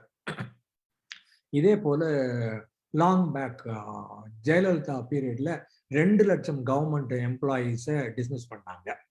இது கவர்மெண்ட் சொன்ன பேச்சு கேட்கலைங்கிறதுனால 2 லட்சம் employees, state government employees, all the people were dismissed. அதை டிஸ்மிஸ் பண்ணுன்னு சொல்ற போது ஒரு பர்டிகுலர் ஆபீசர், பெரிய ஆபீசர் சொன்னாரு, என்னோட டீம்ல 20 பேர் இருக்கிறாங்க, இந்த 20 பேரையும் நான் டிஸ்மிஸ் பண்ண மாட்டேன், நீ என்ன வேணா பண்ணிக்கோ, நானும் டிஸ்மிஸ் பண்ண மாட்டேன், இவங்கெல்லாம் யூ ஆர் டிஸ்மிஸ் டுடே அப்படின்னு அன்னைக்கு கையெழுத்து போட்டு லெட்டர் கொடுக்கணுங்கிறது government order. And that man said nothing doing, I will not dismiss any of my employees, they are my employees ஒரு ஆள் சொன்னாரு. இன்னொரு ஆள் இவங்க சொன்னதுக்காக கேட்டு யூ ஆர் டிஸ்மிஸ், அந்த 10 பேரை 20 பேரை டிஸ்மிஸ் பண்ணிட்டு அன்னைக்கு நைட்டு ஹார்ட் அட்டாக்ல இறந்து போனாரு. அதுல மேல இருக்கிற ஒரு ஆள் சொல்ற போது அந்த அதிகாரத்துக்கு கட்டுப்பட்டு நாம என்ன பண்றோம், சரியா பண்றோமா இல்லையா, மனசாட்சி இருக்குதா இல்லையா அப்படிங்கிறது எல்லாமே இந்த எக்ஸ்பெரிமெண்ட்ஸ்ல வர்றது. பல நேரங்களில் நாம பவர் கிடைச்சா ஆடுறோம் அப்படிங்கிறது தான் தெரிய வருகிற உண்மை. இன்னொன்னு, நான் என்னோட லைஃப்ல பார்த்தது, ஒரு பாண்டிச்சேரி கவர்மெண்ட்ல லாங் பேக் ஒரு மர்டர் கேஸ் நான் சால்வ் பண்ணி கொடுத்தேன் யூசிங் ஹிப்னோ அனாலிசிஸ். ஒரு 6 பேர் கொலை குற்றம் சாட்டப்பட்டவர்கள், அவங்கள 2 தடவை அந்த மெயின் ஆள் ஒரு ஆளை 3 தடவை ஹிப்னடைஸ் பண்ணி சில விவரங்கள் வாங்கி, இவர் தான் மர்டர் பண்ணியிருக்கணும், இவர் கூட ஹெல்ப் பண்ணியிருக்கணும், மற்ற 4 பேரையும் விட்டுடலாம் அப்படிங்கிற மாதிரி, மற்ற 4க்கு தொடர்பு இல்லை, விட்டுடலாம் இல்லை, தொடர்பு இல்லைங்கிற மாதிரி நான் ஹிப்னடைஸ் பண்ணி கண்டுபிடிச்சு அந்த ஐஜி போலீஸ்க்கு சொல்லி கொடுத்தேன் பாண்டிச்சேரியில. இதோட இருக்கும், நல்லா நீளமா இருக்கும், அந்த பீச்சை பார்த்த மாதிரி இருக்கும். அதுல நான் சிவிலியன் ட்ரெஸ்ல அவர் ஐஜியோடையும் அந்த எஸ்பியோடையும், எஸ்பி கிரைம்ஸோட நான் நடந்து போறேன், 2 பேருக்கு நடுவில் ஜாலியா கேஷுவலா பேசிக்கிட்டு நாங்கள் பெரிய காரிடார், ஹியூஜ் காரிடார் நடந்து போறோம். அவன் பட் பட் பட் பட்னு செல்யூட் அடிக்கிறான். லெப்ட்ல வரவன் போறவன் நிக்கிறவன் அவ்வளவு பேரும் செல்யூட் அடிக்கிறாங்க. அதுக்கப்புறமா நான் 3 பேரோட போறோம், சரி அவங்க 2 பேருக்கு செல்யூட் அடிக்கிறாங்கன்னு நான் கூட சிவில் ட்ரெஸ்ல போயிட்டேன். போய் அந்த ஹிப்னாசிஸ் முடிச்சு நான் அதுக்கப்புறம் பிரேக்ல வெளில வரோம், டீ குடிக்கிறதுக்கோ இல்ல டாய்லெட்டுக்கோ பிரேக்கோ அப்படி வெளில வந்து நான் இப்படி நடந்தா, அது இன்னும் 2 நடந்தா அவ்வளவு பேரும் எனக்கு செல்யூட் அடிக்கிறாங்க. நான் தனியா சிவிலியன் வெறும் நார்மல் ட்ரெஸ்ல போறேன், ப்ளூ சட்டை பிளாக் பேண்ட்ல போறேன், அத்தனை பேரும் பட் பட் பட் பட்னு எனக்கு செல்யூட். பயமா இருந்துச்சு, அட பாவிகளா இவ்வளவு பவரான, அவங்களுக்கு நான் யாருன்னே தெரியாது, என் பேர் கூட தெரியாது அங்க இருக்கிற அவ்வளவு அந்த போலீஸ் பீப்புளுக்கும். அவங்க கான்ஸ்டபிளா இருக்கலாம், ஹெட் கான்ஸ்டபிளா இருக்கலாம், எஸ்ஐயா இருக்கலாம், இன்ஸ்பெக்டரா இருக்கலாம். ஆனா அவங்க பார்வையில ஐஜியோடையும் எஸ்பியோடையும் இந்த ஆள் சிரிச்சுன்னு உள்ள போனா, ஏதோ அக்யூஸ் பீப்புள் உள்ள வர்றாங்க, அவங்களை ஏதோ பண்றான், டெல்லியில இருந்து வந்திருக்காங்க மாதிரி சொல்லி வச்சிருக்காங்க. அவ்வளவு பேரும் சொல்லி அடிக்கிறாங்க. எனக்கு நிஜமா பயமா இருந்துச்சு, இவ்வளவு பவரா போலீஸ் அப்படிங்கிற மாதிரி எனக்கு பயமா இருந்துச்சு. ஸோ எக்ஸ்பெரிமெண்ட்ஸ் எல்லாம் இந்த மாதிரி பார்க்குற போது, இந்த மாதிரி வாழ்க்கையில நிகழ்ச்சிகள் கிடைக்கிற போது, புது பணக்காரன் ஆடுவான்னு சொல்லுவாங்கல்ல, முதல் தடவை வர்ற போது ஆட்டம் போடுவான் அப்படிம்பாங்க. அது முதல் தடவை கார் வாங்கினோம்னா தொடச்சு வச்சுருப்பாங்கன்னு சொல்லுவாங்க. அது மாதிரி முதல் தடவை பவர் கிடைச்சா மற்றவங்களை போட்டு கொடுமைப்படுத்துறாங்க அப்படிங்கிறதும் பார்க்குறோம். அது வரைக்கும் இயல்பா இருந்த ஆளு கையில பவர் வந்தா வேற மாதிரி ஆயிடுறாங்க அப்படின்னு பார்க்குறோம். அதுக்கப்புறமா போபோ டால்னு ஒண்ணு. போபோங்கிறது ஒரு பெரிய ஒரு குழந்தை சைஸுக்கு ஒரு 3 அடி 4 அடிக்கு ஒரு பொம்மைன்னு வச்சுக்கோங்களேன். ஒரு 10 குழந்தைங்க விளையாடிட்டு இருக்கும், பொம்மையெல்லாம் இருக்கும், அந்த பெரிய டால் ஒன்று இருக்கும். ஒரு ஆள் வருவான், அந்த பொம்மையை போட்டு நல்லா படான்னு ஒரு கட்டையை வச்சு ஒரு 10 அடி அடிச்சுட்டு அவன் போயிடுவான். அதுக்கப்புறமா இந்த குழந்தைகள் என்ன பண்ணுவாங்க, இன்னொரு ரூமுக்கு கொண்டு போவாங்க. இன்னொரு ரூமுக்கு கொண்டு போயிட்டு 5 குழந்தைக்கு பொம்மை எல்லாம் கொடுப்பாங்க. 5 குழந்தை வாய் மூடி folder hands fingers on lips அப்படிங்கிற மாதிரி நீ கம்முன்னு உட்காந்துரு அப்படின்னு சொல்லுவாங்க. இந்த 5 குழந்தைக்கு ஏன் என்ன கையை கட்டி உட்கார வச்ச, ஏன் அந்த 5 குழந்தைக்கு பொம்மை கொடுத்த, இதுக்கு தெரியாது. அதுக்கப்புறமா இந்த 5 குழந்தைய என்ன பண்ணுவாங்க, பக்கத்து ரூம்ல கொண்டு போய் விடுவாங்க. அங்க இந்த போபோ டால் இருக்கும், வேற யாரும் இருக்க மாட்டாங்க. இந்த குழந்தைக்கு அநீதி இழைக்கப்பட்டது அப்படின்னு இருக்குது. முதல்ல ஒரு ஆளு ஒரு பொம்மையை அடிக்கிறான்னு காமிச்சிட்டாங்க. அதுக்கப்புறமா ஒரு 5 குழந்தைக்கு சலுகை கொடுத்து ஒரு 5 குழந்தைக்கு சலுகை கொடுக்காம இருக்கிறாங்க. அதுக்கப்புறமா இந்த சலுகை கொடுக்காத இந்த அன்ஈக்குவல் ட்ரீட்மெண்ட்னு சொல்லுவாங்கல்ல, அந்த ட்ரீட்மெண்ட் கொடுத்த குழந்தைய பக்கத்து ரூம்ல கொண்டு வர்றாங்க. அங்க ஒரு போபோ டால் இருக்கும், அங்க ஒரு கட்டையும் இருக்குது. இந்த குழந்தைங்க அந்த 5 குழந்தைக்கு பொம்மை கொடுத்து எனக்கு கொடுக்கலைங்கிற கோபத்துக்கு இப்ப அந்த போபோ டாலை போட்டு இதுங்க கட்டையை வச்சு அடிக்குதுங்க. முதல்ல மாடல் காமிச்சிட்டான், ஒரு ஆளு டாலை போட்டு அடிக்கிறான் அப்படின்னு ஒரு மாடல் காமிச்சிட்டான். அதுக்கப்புறமா இவங்களுக்கு ஒரு அநீதி இழைக்கப்படுகிறது. இவங்களால கேள்வி கேட்க முடியல இந்த குழந்தைங்களால. கோபம் உள்ளுக்குள்ள பென்டப் ஆங்கர்னு உள்ள அடக்கி வச்சிருக்குது. திருப்பி இன்னொரு ரூம்குள்ள கொண்டு போய் அங்க பொம்மை வைக்கிற போது அவன் அடிச்சானே நம்ம அடிப்போம் அப்படின்னு இந்த குழந்தை அடிக்குது. இது அநீதி இழைக்கப்பட்டது வேற ஒரு ஆள் கிட்ட. டிஸ்பிளேஸ்ட் ஆங்கர் டிஃபென்ஸ் மெக்கானிசம் சொல்லுவார் டாக்டர் சிக்மண்ட் ஃப்ராய்ட். அந்த மாதிரி இந்த குழந்தைங்க போபோடால போட்டு அடிக்குது. இயல்பான சலுகைகள் எல்லாம் கொடுத்து நீங்க பிளேமேட் எல்லாம் கொடுத்து வச்சிருந்தாங்கல்ல, அந்த குழந்தைய கொண்டு போய் இதே மாதிரி போபோ டால் இருக்கிற ரூம்ல வச்சோம்னா அது நார்மலா இருக்குது, அது அடிக்கல, அதெல்லாம் ஒன்றும் பண்ணல. அது ஒரு ஆள் அடிச்சாம பார்த்தது, இதுக்கு வேணுங்கிறதெல்லாம் கிடைச்சிருச்சு. அதுக்கப்புறமா இது இன்னொரு ரூமுக்கு போச்சு, அங்க போபோ டால் இருந்தது, ஒன்றும் பண்ணல. ஆனா எப்போ ஒரு இடத்துல குழந்தைக்கு அநீதி இழைக்கப்படுகிறதோ, அது திருப்பி கேள்வி கேட்க முடியலையோ, அப்ப அது இன்னொரு இடத்துல ஒரு எக்ஸாம்பிள் ஒண்ணு கிடைச்சிருச்சு, அவன் அடிச்சானே நானும் அடிப்போம், என் கோபத்தை வெளிப்படுத்துறதுக்கு எனக்கு ஒரு வாய்ப்பு கிடைத்தது அப்படின்னு அந்த குழந்தை நினைக்குது அப்படின்னு பார்த்தது போபோ டால் எக்ஸ்பெரிமெண்ட். அப்புறம் இன்னொரு எக்ஸ்பெரிமெண்ட் வந்து blue eyes and brown eyes. Martin Luther King இறந்து போறார், சுட்டு கொல்லப்படுகிறார், ஒரு பிளாக். இது தாங்க முடியல. ஒரு ஒயிட் லேடி நர்சரி ஸ்கூல்ல டீச்சர், இவங்க வெள்ளைக்கார பொண்ணு. இவங்களுக்கு வந்து தாங்க முடியல, எவ்வளவு நல்ல மனிதர் ஒரு மார்ட்டின் லூத்தர் கிங், அவர் இந்த மாதிரி சுட்டுட்டாங்களே, வெள்ளைக்காரன் கருப்பு இனம் பகை வந்திருக்குது, இது தப்பாச்சே, நல்லா இல்லையே அப்படின்னு அவங்களுக்கு கோபமா வருது, அழகையா வருது. அப்போ நாம மக்களுக்கு இந்த பிரிவினை இருக்கக்கூடாது, எல்லாரும் எல்லோராலும் ஏற்றுக்கொள்ளப்படணும், கருப்பு வெள்ளை சண்டை வரக்கூடாது அப்படின்னு இந்த டீச்சர் நினைக்கிறாங்க. அதனால அவங்க என்ன பண்றாங்க, ஒரு எக்ஸ்பெரிமெண்ட் பண்ணுவோம் அப்படின்னு பாக்குறாங்க. அவங்க கிட்ட குழந்தைகள் நிறைய இருக்குது. 20 குழந்தைகள் இருக்குன்னு வச்சுக்கோங்களேன். 20 குழந்தைகள் பள்ளிக்கூடத்துல, அந்த நர்சரி ஸ்கூல், அது எல்கேஜி, ப்ரீகேஜி, யூகேஜி மாதிரி. ஆனா கையில இருக்கிற குழந்தைகள்லாம் வெள்ளைக்கார குழந்தைங்க. கருப்பும் வெள்ளையும் இருந்தா நம்ம சொல்லி கொடுக்கலாம், எங்களை இருக்கிறது எல்லாமே வெள்ளை குழந்தையா இருக்குது. அப்புறம் அவங்க யோசிச்சு சொல்றாங்க, இந்த வெள்ளைக்கார குழந்தையில சில குழந்தைகளுக்கு ப்ளூ ஐ இருக்கும், சில குழந்தைகளுக்கு பிரவுன் ஐஸ் இருக்கும். அப்போ இயல்பாவே அது பாதி பாதிங்கிற மாதிரி பார்க்கும்போது ஒரு 10 குழந்தைக்கு பிரவுன் ஐஸ் இருக்குது, 10 குழந்தைக்கு ப்ளூ ஐஸ் இருக்குது. ஜென்ரல் இங்கிலீஷ் ஃப்ரேஸ் என்ன சொல்லணும்னா ப்ளூ ஐடு பாய்பாங்க. ப்ளூ ஐடு பாய்னா ரொம்ப விரும்பத்தக்கவன், ரொம்ப வேண்டியவன், அவனுக்கு நிறைய நாங்க பெட்டு, நாங்க வேண்டியதெல்லாம் கொடுப்போம், அவருக்கும் அவரும் ரொம்ப க்ளோஸுங்கிற மாதிரி சொல்ற போது ப்ளூ ஐடு பாய்பாங்க. இது ப்ளூ ஐடு பாய்னா ரொம்ப பிடித்தமான குழந்தை அப்படின்னு அர்த்தம். இவங்க என்ன பண்றாங்க, ப்ளூ ஐஸ் பிரவுன் ஐஸ் ரெண்டா பிரிச்சு குழந்தைய தனியா உட்கார வச்சு, பிரவுன் எல்லாம் இந்த பிரவுன் கண்ணெல்லாம் இப்படி இரு, ப்ளூ கண்ணெல்லாம் இப்படி இருக்குன்னு சொல்லிட்டு அப்புறம் சொல்லி தர்றாங்க.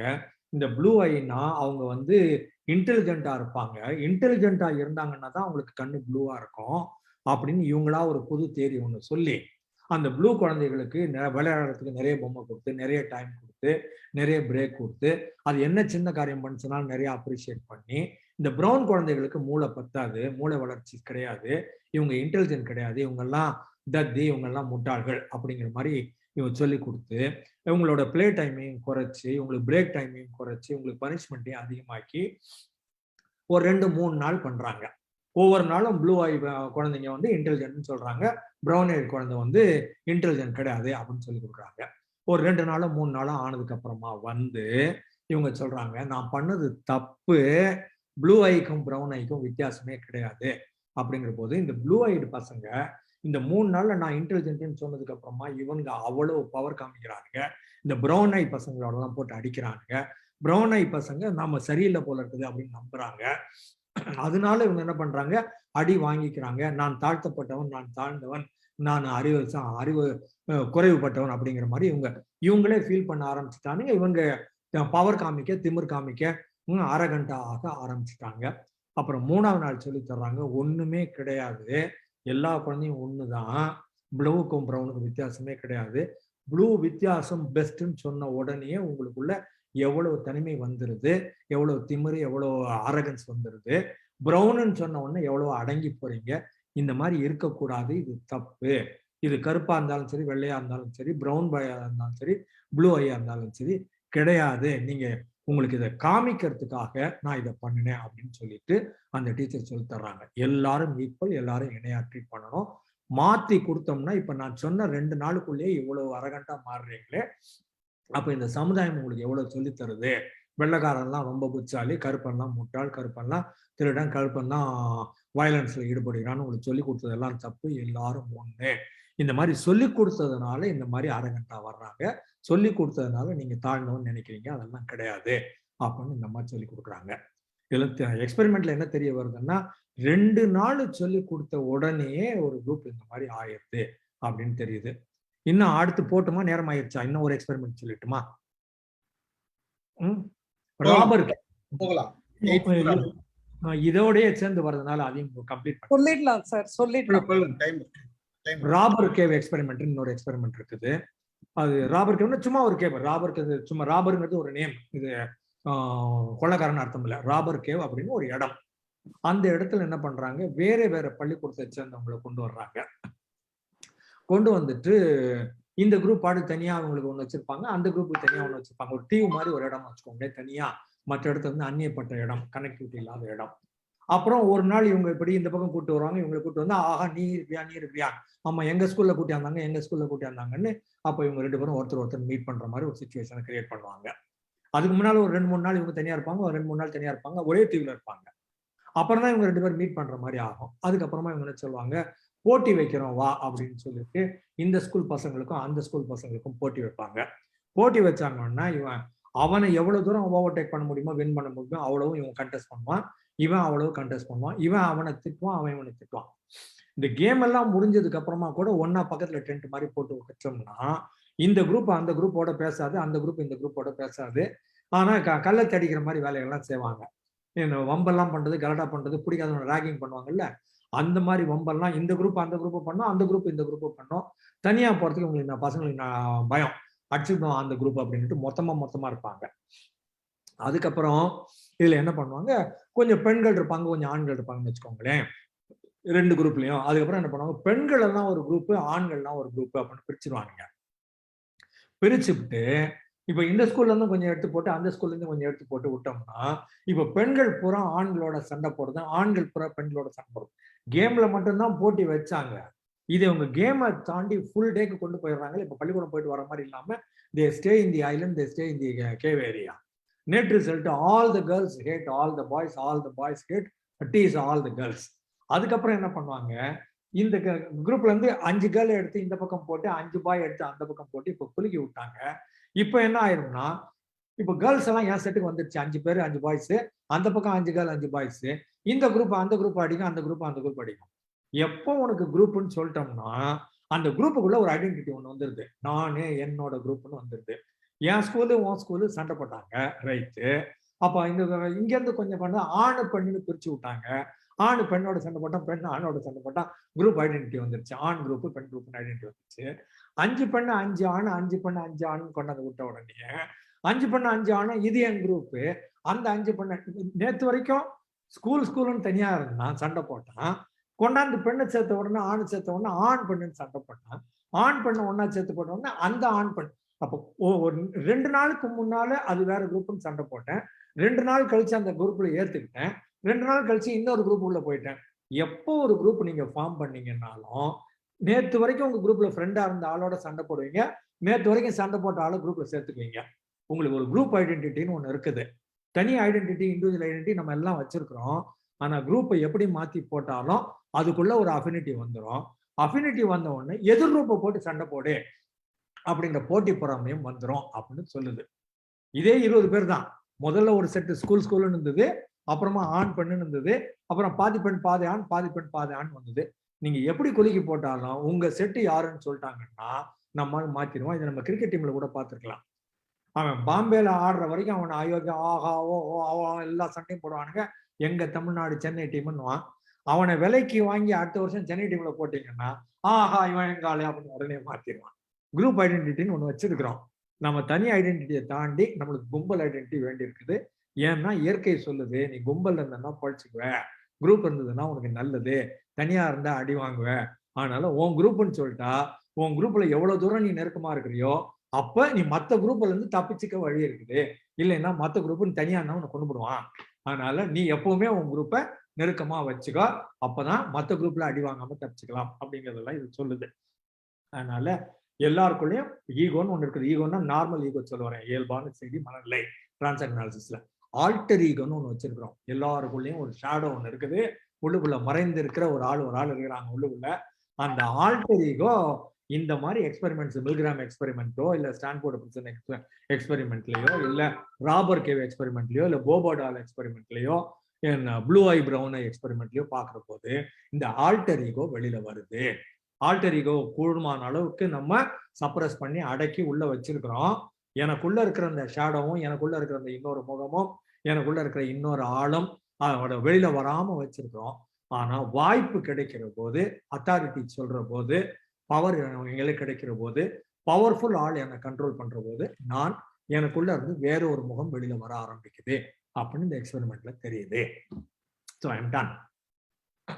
Thank you sir. ஒரு கிளாப் பண்ணலாம். வெல்கம்.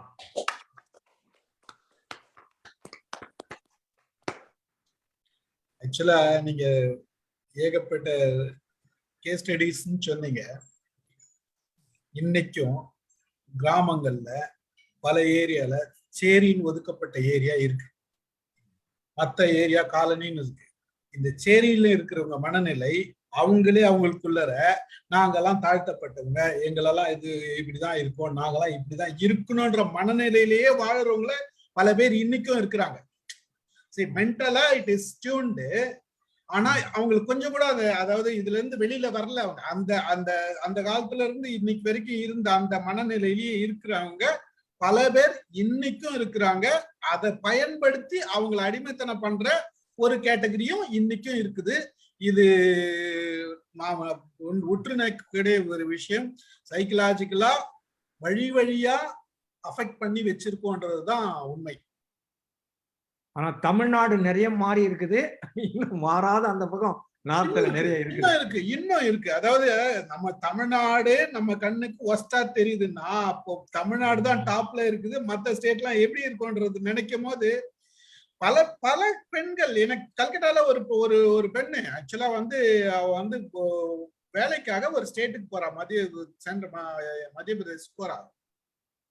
அவ போய் இடம் கேட்டா, இப்ப நடந்தது, ரீசெண்டா நடந்தது. அவ என்கிட்ட சொன்ன, அவ கவுன்சிலிங்காக என்கிட்ட பேசுவா. ஒரு 3-4 இயர்ஸ்க்கு முன்னாடி அவ போய் வீடு கேட்டா முதல்ல கேள்வி கேட்டது நீங்க என்ன காஸ்ட். அவ ரொம்ப வருத்தப்பட்ட. அவ பழிச்சுட்டு இருப்பா, நல்லா பாக்குறதுக்கு நல்லா பழிச்சுட்டு இருப்பா. அவளோட கேள்வி கேட்டது காஸ்ட். என்ன அங்கிள் இப்படி இருக்குது நம்ம நாடு, கல்கட்டால இருந்து நான் இங்கதான் போனேன், ஆனா யூகேக்கு போயிட்டா. நிலைமை அந்த மாதிரி. நம்ம இன்னும் கூட அந்த சமுதாயத்துல இவ்வளவு விஷயங்கள் நம்ம அனலைஸ் பண்ணது, சைக்கலாஜிக்கலா அனலைஸ் கேஸ் ஸ்டடி நம்ம கிட்டே எக்கச்சக்கமா இருக்குதுன்ற இந்த மாதிரி. வாங்க. பக்கத்துல ஹைரைஸ் பில்டிங் ஒண்ணு இருக்குது, ஒரு 20-25 பில்டிங். அந்த ஐயப்பன் தாங்கல் பஸ் ஸ்டாண்டுக்கு நேர் எதிரில் இருக்கிறது, பேர் மறந்து போச்சு எனக்கு, ஒரு போரூர்ல. அதுல ஹைரைஸ் பில்டிங் 25 பில்டிங்ல அதுல ஒரு பர்டிகுலர் பில்டிங் வெஜிடேரியன் பில்டிங். மொத்தமா 15 மாடின்னு வச்சுக்கோங்களேன். ஒரு பில்டிங்ல கிட்டத்தட்ட 15x8 இல்ல 90-100 பேர் கிட்டத்தட்ட இருக்கிறாங்க அந்த பில்டிங்ல. அந்த 100 பேரும் வெஜிடேரியனாகத்தான் இருக்கணும், வெஜிடேரியனை தான் விற்பாங்க. வாடகைக்கு மட்டும் இல்ல, விற்கிறதும் சரி வாடகைக்கும் சரி வெஜிடேரியனுக்கு மட்டும்தான். நீங்க வேற என் பையனுக்கு கல்யாண மண்டபம் தேடுறதுக்குள்ள நான் படாத பாட்டு தெரியுங்களா? எங்க போனாலும் வெஜிடேரியனா என்ன கிடையாதுன்ட்டான். என்வி சாப்பாடுனா கல்யாண மண்டபம் கிடையாது, நல்ல கல்யாண மண்டபம். நீ அவங்க போய் கேட்டா என்வி எல்லாம் இங்க போடக்கூடாதுங்க அப்படின்ட்டா. அந்த மாதிரிலாம் இருக்குது. Okay, it's okay, part of the life. வாங்க, யார் பேசுறது? வாங்க, பிரேமா மேடம் பேசுங்க.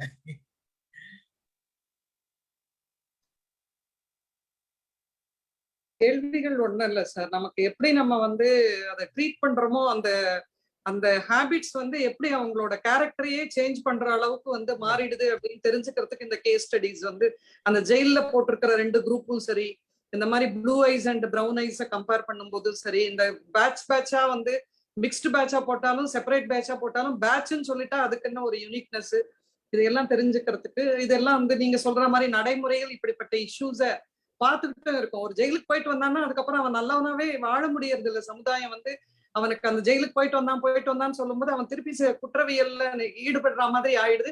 அவனே ஈடுபடலைன்னாலும் சந்தேக கேஸ், அதே மாதிரி சிமிலர் கேசஸ் வந்துச்சுன்னா அவங்கள தான் போய் பிக் பண்றாங்க. அந்த மாதிரி எல்லாம் இருக்கு. இந்த கேஸ் ஸ்டடி இன்னைக்கு ராமு சார் சொன்னது வந்து இதையெல்லாம் கனெக்ட் பண்ணிக்கிற மாதிரி இருந்தது. Thank you sir, enjoyed the session. Thank you. வார்ல அப்பா அம்மா எல்லாம் செத்து போன குழந்தைங்களை வந்து 2 அறையில போட்டிருக்காங்க. ஒரு அறையில வந்து பிளாக்கா டார்க்கா, அந்த குழந்தைங்க கிட்டத்தட்ட ஒரு 10 வயசு, சின்ன வயசுல போட்ட குழந்தைங்க அந்த இருட்டு அறையிலே வளர்ந்த குழந்தைங்களோட மனநிலை டோட்டலா டிஃபரெண்ட் ஆயிடுச்சு. அதுங்க அந்த அந்த அந்த இருட்டறையிலே கிட்டத்தட்ட ஒரு வருஷங்கள், பல வருஷங்கள் கழிக்குது. வெளியில வரும்போது, சொசைட்டிக்கு வரும்போது சொசைட்டியோட அதுங்களால நார்மலா பழகவே முடியாத நிலைமையில அந்த குழந்தைங்களோட மனநிலை அப்படி மாறுது. இது வந்து ரியலா நடந்தது, எந்த கேஸ் ஸ்டடியும் கிடையாது. வாங்க மேடம், வசந்தி மேடம். சார் ரொம்ப நல்லா இருந்துச்சு சார், மிக அற்புதம். நிறைய கேஸ் ஸ்டடி, நிறைய விஷயங்கள் சொன்னீங்க, ரொம்ப நல்லா இருந்துச்சு. நிறைய நான் வந்து கத்துக்கிட்டேன், நோட்ஸ் எடுத்திருக்கேன். லாஸ்ட் வீக் வந்து நான் வரல, ஆனா நீங்க ரீகேப் பண்ணும்போது நான் 1-2 நான் அதை எழுதிக்கிட்டேன். அது முதல் நீங்க சொன்னீங்க குழந்தைக்கு வந்து குழந்தை அம்மா அப்பா விட்டு போகும்போது எவ்வளவு அழுறாங்க, அதுதான் செப்பரேஷன் ஆன்சைட்டி. அதுதான் ஃபர்ஸ்ட் ட்ராமா, அவங்க ஃபேஸ் பண்ற ஃபர்ஸ்ட் ட்ராமா வந்து மென்டல் ட்ராமா வந்து செப்பரேஷன் ஆன்சைட்டி. அதுல வந்து அவங்க அம்மா அப்பா விட்டுட்டு போகும்போதே அழ ஆரம்பிச்சுறாங்க, ஸ்கூலுக்கு கொண்டு விட்டா அழ ஆரம்பிச்சுறாங்க. அது வேணும், அது அப்பதான் நமக்கு தெரியுது அவனுக்கு அந்த இமோஷன்ஸ் எல்லாம் கரெக்டா இருக்கு அப்படின்ட்டு. அதுக்கப்புறம் நீங்க வந்து இந்த காக்டெயில் பார்ட்டி பற்றி சொன்னீங்கல்ல, அந்த காக்டெயில் பார்ட்டில வந்து எப்படி நீங்க எல்லாரும் சத்தம் இருக்கு, நம்ம எப்படி பேசுறோம், சிலவங்க வந்து கான்வர்சேஷனை கண்டினியூஸா காமா பண்ண முடியும். நம்ம எப்படி ட்ரெயின் போகும்போது நம்ம தூங்குறோமோ இதே இதுதான், ட்ரெயின் போகுது ஆனா நீங்க தூங்கிடுவீங்க. ஏன்னா வந்து அதுல வந்து சயின்டிபிக்கா என்ன அப்படின்னா, பயாலஜிக்கலா ரெட்டிகுலர் ஃபார்மேஷன் ஒரு இடம் இருக்கு நமக்கு மிட் பிரெயினுக்கு கீழே, அதாவது அது பிரெயின் ஸ்டெம்க்கு கீழே. அந்த ரெட்டிகுலர் ஃபார்மேஷன் அப்படிங்கிற அந்த நிகழ்வு அது என்னன்னா, மேலையும் கீழையும் டிராபிக் மாதிரி நர்வ்ஸ் போகுது. நான் வந்து ஆக்சுவலா அடுத்த நர்வ்ஸை பத்தி பேசும்போது அதை பேசணும்னு நினைச்சிட்டு இருக்கிறேன். அதுல வந்து அதனால தான் நம்ம வந்து தூங்கிட்டு இருக்கும் சத்தம் இருக்கும் போதும் நம்மளால தூங்க முடியும், தூங்கிட்டு இருக்கும் போதும் ஏதாவது ஒரு சத்தம் கேட்டா எழும்ப முடியும். Awakening and consciousness and plus sleep, இது எல்லாமே மல்டிபிள் இதை வந்து மோட்டர் கண்ட்ரோலை வந்து அது வந்து கண்ட்ரோல் பண்ணுது. அதுதான் ரெட்டிகுலர் ஃபார்மேஷன். அதனால தான் நம்மளால வந்து எல்லாராலையும் இது முடியுமா, சில சமயம் முடியும். நம்ம ஏர்போர்ட்ல இருக்கும்போது நான் பார்த்துட்டு இருப்பேன், சிலர் வந்து அழகா படிச்சுட்டு இருப்பாங்க புக்கு, அவ்வளவு சத்தம் இருக்கும், அவ்வளவு அனௌன்ஸ்மெண்ட் இருக்கும், ஆனா அவர் படிச்சுட்டு இருப்பாரு. அப்ப நான் நினைப்பேன் அவர் ரெட்டிகுலர் ஃபார்மேஷன் ஒர்க் பண்ணிட்டு இருக்கு அவருக்கு அப்படின்ட்டு. ஏன்னா இந்த ரெட்டிகுலர் ஃபார்மேஷன் நீங்க நினைச்சு தெரிஞ்சுக்கிட்டீங்கன்னா ஏன் இவ்வளவு மல்டிபிள் டாஸ்க் நம்ம பண்றோம் அப்படிங்கிறது நமக்கு புரிஞ்சிடும். சரி, அதுக்கப்புறம் வந்து நான் ஒரு சின்ன ஒரு கேப்ல வந்து ஒரு போன் வந்து அதனால போனேன். ஆனா மத்த முழுசுமே எல்லாமே இருந்தேன். ஒரு 10 மினிட்ஸ் இல்லைன்னா அந்த அதாவது சின்ன வயசுல எப்படி ப்ராடிஜி, சிலருக்கு வந்து சில இது வந்து ஸ்பெசிபிக் இன்டெலிஜென்ஸ் இருக்கு, அது வந்து ரொம்ப கரெக்ட் நம்ம பாக்குறோம். அதே மாதிரி நீங்க 3 PhD வாங்குறவரை பத்தி சொன்னீங்க.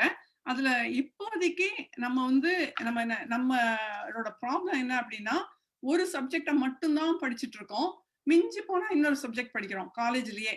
ஆனா எப்ப நீங்க காலேஜ்லயே 3 சப்ஜெக்ட இன்ட்ரடியூஸ் பண்ண ஆரம்பிச்சிட்டீங்களோ அப்ப 3லயுமே நீங்க ஓகேயா இருப்பீங்க. நம்ம எப்ப வந்து இதை மட்டும் இங்கிலீஷை மட்டும் படி, அதை மட்டும் படிச்சுட்டு இருக்கோம், அதோட சேர்த்து நீங்க கம்ப்யூட்டர் சயின்ஸ் கொடுத்தீங்க வச்சுக்கோங்க, நம்ம மைண்ட் பிக்கப் பண்ணிடும். அப்படிதான் இங்க வந்து மல்டிபிள் தான் கொடுத்துட்டு இருக்காங்க. இப்ப என் பையன் கூட அடிக்கடி சொல்லுவான், நான் கம்ப்யூட்டர் சயின்ஸ் படிச்சிருக்கணும். அவன் வந்து இத்தனைக்கும் அவன் பெத்தாலஜில டாக்டர், அவன் இதுல ஒர்க் பண்ணிட்டு இருக்கான் ஃபேக்கல்ட்டியா. அவன் திருப்பி சொல்றது நான் கம்ப்யூட்டர் சயின்ஸ் பண்ணியிருக்கணும் அப்படிங்கிறான். அது பண்ணியிருக்கணும் அப்படிங்கிறது வந்து இன் ஜெனரலா கம்ப்யூட்டர் சயின்ஸ் எல்லாத்துக்கும் அப்ளை பண்ண முடியும். அதை நம்ம தெரிஞ்சுக்கிட்டு நம்ம ஸ்டூடெண்ட்ஸுக்கும் அந்த மாதிரிதான் கொண்டு வரணும் இத. சரி, அது இன்னொரு சப்ஜெக்ட். அப்புறம் இன்னொன்னு வந்து பவர் அத்தாரிட்டி பத்தி சொன்னீங்க. ஆமா, ஹிட்லர் பண்ண எக்ஸ்பெரிமெண்ட்லாம் சொன்னீங்க. இங்க வந்து மெயின் ரொம்ப மோசமான ஒரு இது வந்து வாட்டர் போர்டிங், ஒரு பனிஷ்மெண்ட். வாட்டர் போர்டிங் அப்படிங்கறது என்ன பண்ணுவாங்க அப்படின்னா, சிஏஏ தான் ஆரம்பிச்சாங்க. அது வந்து இந்த நெத்தி பக்கத்துல வந்து இந்த இவங்களை படுக்க வச்சுட்டு, இப்போ வந்து ஒரு டெரரிஸ்ட்னா அவங்க படுக்க வச்சிருப்பாங்க, மேல இருந்து தண்ணி சொட்டிக்கிட்டே இருக்குங்க கண்டினியூஸா, அதாவது த்ரூ அவுட் சொட்டிக்கிட்டே இருக்கும். அது கொஞ்ச நேரத்துல உங்களால எடுத்துக்க முடியாது அந்த தண்ணிய. அது ரொம்ப சிம்பிளா இருக்காப்புல இருக்கும் அந்த பனிஷ்மெண்ட். ஆனா அது பேர் வாட்டர் போர்டிங். நீங்க வந்து கண்டினியூஸா வந்து சொட்டிட்டு இருக்காது, ரொம்ப ஃபோர்ஸ்ஃபுல்லாவே பண்ணும். ஒரு பைப்பு உங்க தலையில வந்து தண்ணி அடிச்சுக்கிட்டே இருந்து வச்சுங்க, ஒரு சமயம் நீங்க ஸ்டாப் பண்ணணும்னு பாப்பீங்கல்ல, ஸ்டாப் பண்ண மாட்டாங்க. கண்டினியூஸா தண்ணி போடுவாங்க. அது மென்டலி அப்படி அவங்கள இதாயிடுமா. இத வந்து ஒபாமா ஸ்டாப் பண்ணாரு. இப்போ வந்து அந்த ஈராக் வாருக்கு அப்புறம் அதுக்கு முந்தி இந்த ட்வின் டவர் ஹிட் ஆச்சுல்ல, அதுல பிடிச்சவங்க எல்லாம் குவாண்டானமோ பேல வச்சு இதுதான் பண்ணாங்க, வாட்டர் போர்டிங். அப்பதான் அவரு தான் ரொம்ப இது பண்ணாதீங்க, இது இது பண்ணாம மத்த இதெல்லாம் பண்ணுங்க, இது ரொம்ப மோசமான ஒரு பனிஷ்மெண்ட் அப்படின்னு அவர் சொன்னது. அது ட்ரை பண்ணி எடுத்துட்டாங்கன்னு நினைக்கிறேன் நான். இன்னொன்னு என்ன அப்படின்னா, இங்க வந்து டிராஃப்டிங் அப்படிங்கிறது வந்து இம்பார்ட்டன்ட். டிராஃப்டிங்னு ஒண்ணு இருக்குங்க இங்கெல்லாம். அது எத்தனை பேருக்கு நம்மளுக்கெல்லாம் தெரியும் தெரியாது. அது என்ன அப்படின்னா, ஒரு வார் சமயத்துல கவர்மெண்ட் வந்து 2 குழந்தைங்க வீட்டுல இருந்தாங்கன்னா 2வது குழந்தைய டிராஃப்ட் பண்ணும். நீங்க கட்டாயம் வார்க்கு போகணும். ஒரே ஒரு குழந்தை இருந்தாங்கன்னா விட்டுருவாங்க. உங்க வீட்டுல 2 குழந்தை இருந்ததுன்னா ஃபர்ஸ்ட் குழந்தை போவேணாம், 2வது குழந்தை இல்லாட்டி ஃபர்ஸ்ட் குழந்தை போகணும். ஏதோ ஒரு குழந்தை போகணும். கட்டாயம் வார்க்கு போகணும். வார்க்கு போகலன்னா he has to face the prison. அதுல வந்து 2-3 எக்ஸம்ஷன் தான் இருக்கு. ஒண்ணு நீங்க மெடிக்கல் டாக்டரா இருக்கணும், அந்த மாதிரி 2-3 எக்ஸம்ஷன் இருக்கு. ஸோ அது வந்து இங்க ஸ்ட்ரிக்டா அந்த பவர் அத்தாரிட்டி வச்சுதான் அவங்க சொல்றாங்க, நீ போகணும்.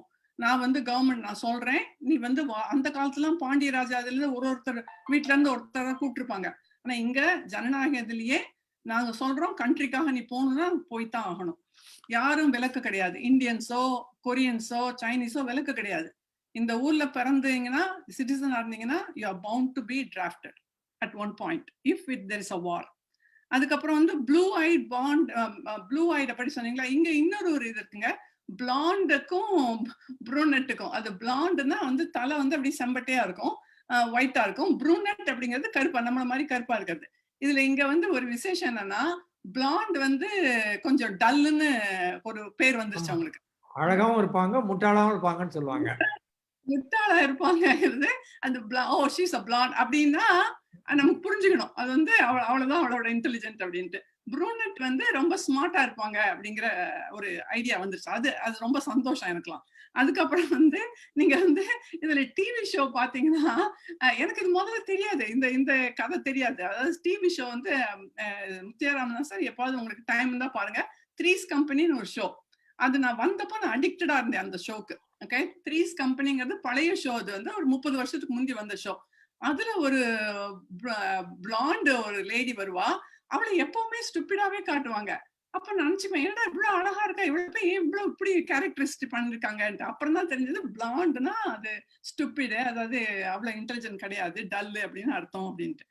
அப்புறம் வந்து குரூப் இத பத்தி சொன்னீங்க. ஆமா, குரூப்புக்கு தான் நம்ம லாயலா இருக்கோங்க. இன்னொன்னு, ஒரு குரூப்ல இருந்தா ஒரு வந்து ஒரு செக்யூரிட்டி கிடைக்கிறாப்புல ஃபீல் பண்றோம். இப்ப நம்மளே இந்தியால இருந்து இங்க வந்த உடனே ஒரு குரூப்பா சேர்ந்துக்கிறோம். ஓகே, தமிழ் கோவிலுக்கு போனா கூட அங்க வந்து நார்த் இந்தியன்ஸ் வந்தா வருவாங்க. ஆனா நம்ம தமிழ் மனுஷங்க தான் நம்ம பேசுறோம். அவங்க ஏதோ வராங்க, சாமி கும்பிட்டுட்டு போறாங்களே வெளியே, நம்ம அவங்க கிட்ட பேசுறது கிடையாது.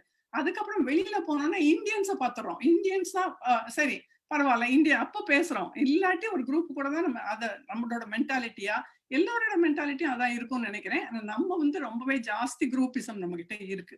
ரொம்ப நல்லா இருந்துச்சு சார், ரொம்ப என்ஜாய் பண்ணேன் சார். Very good. இப்போ இதுலயே சொல்லிடுறேன். இப்போ நாங்க இப்போ இருக்கிற இந்த வீடு வந்து 7 பேர் ஒரு ரோடு, இந்த பக்கம் 4 வீடு, அந்த பக்கம் ஒரு 3, ஒரு கம்யூனிட்டி ஹாலு, பின்னால பார்க்கு.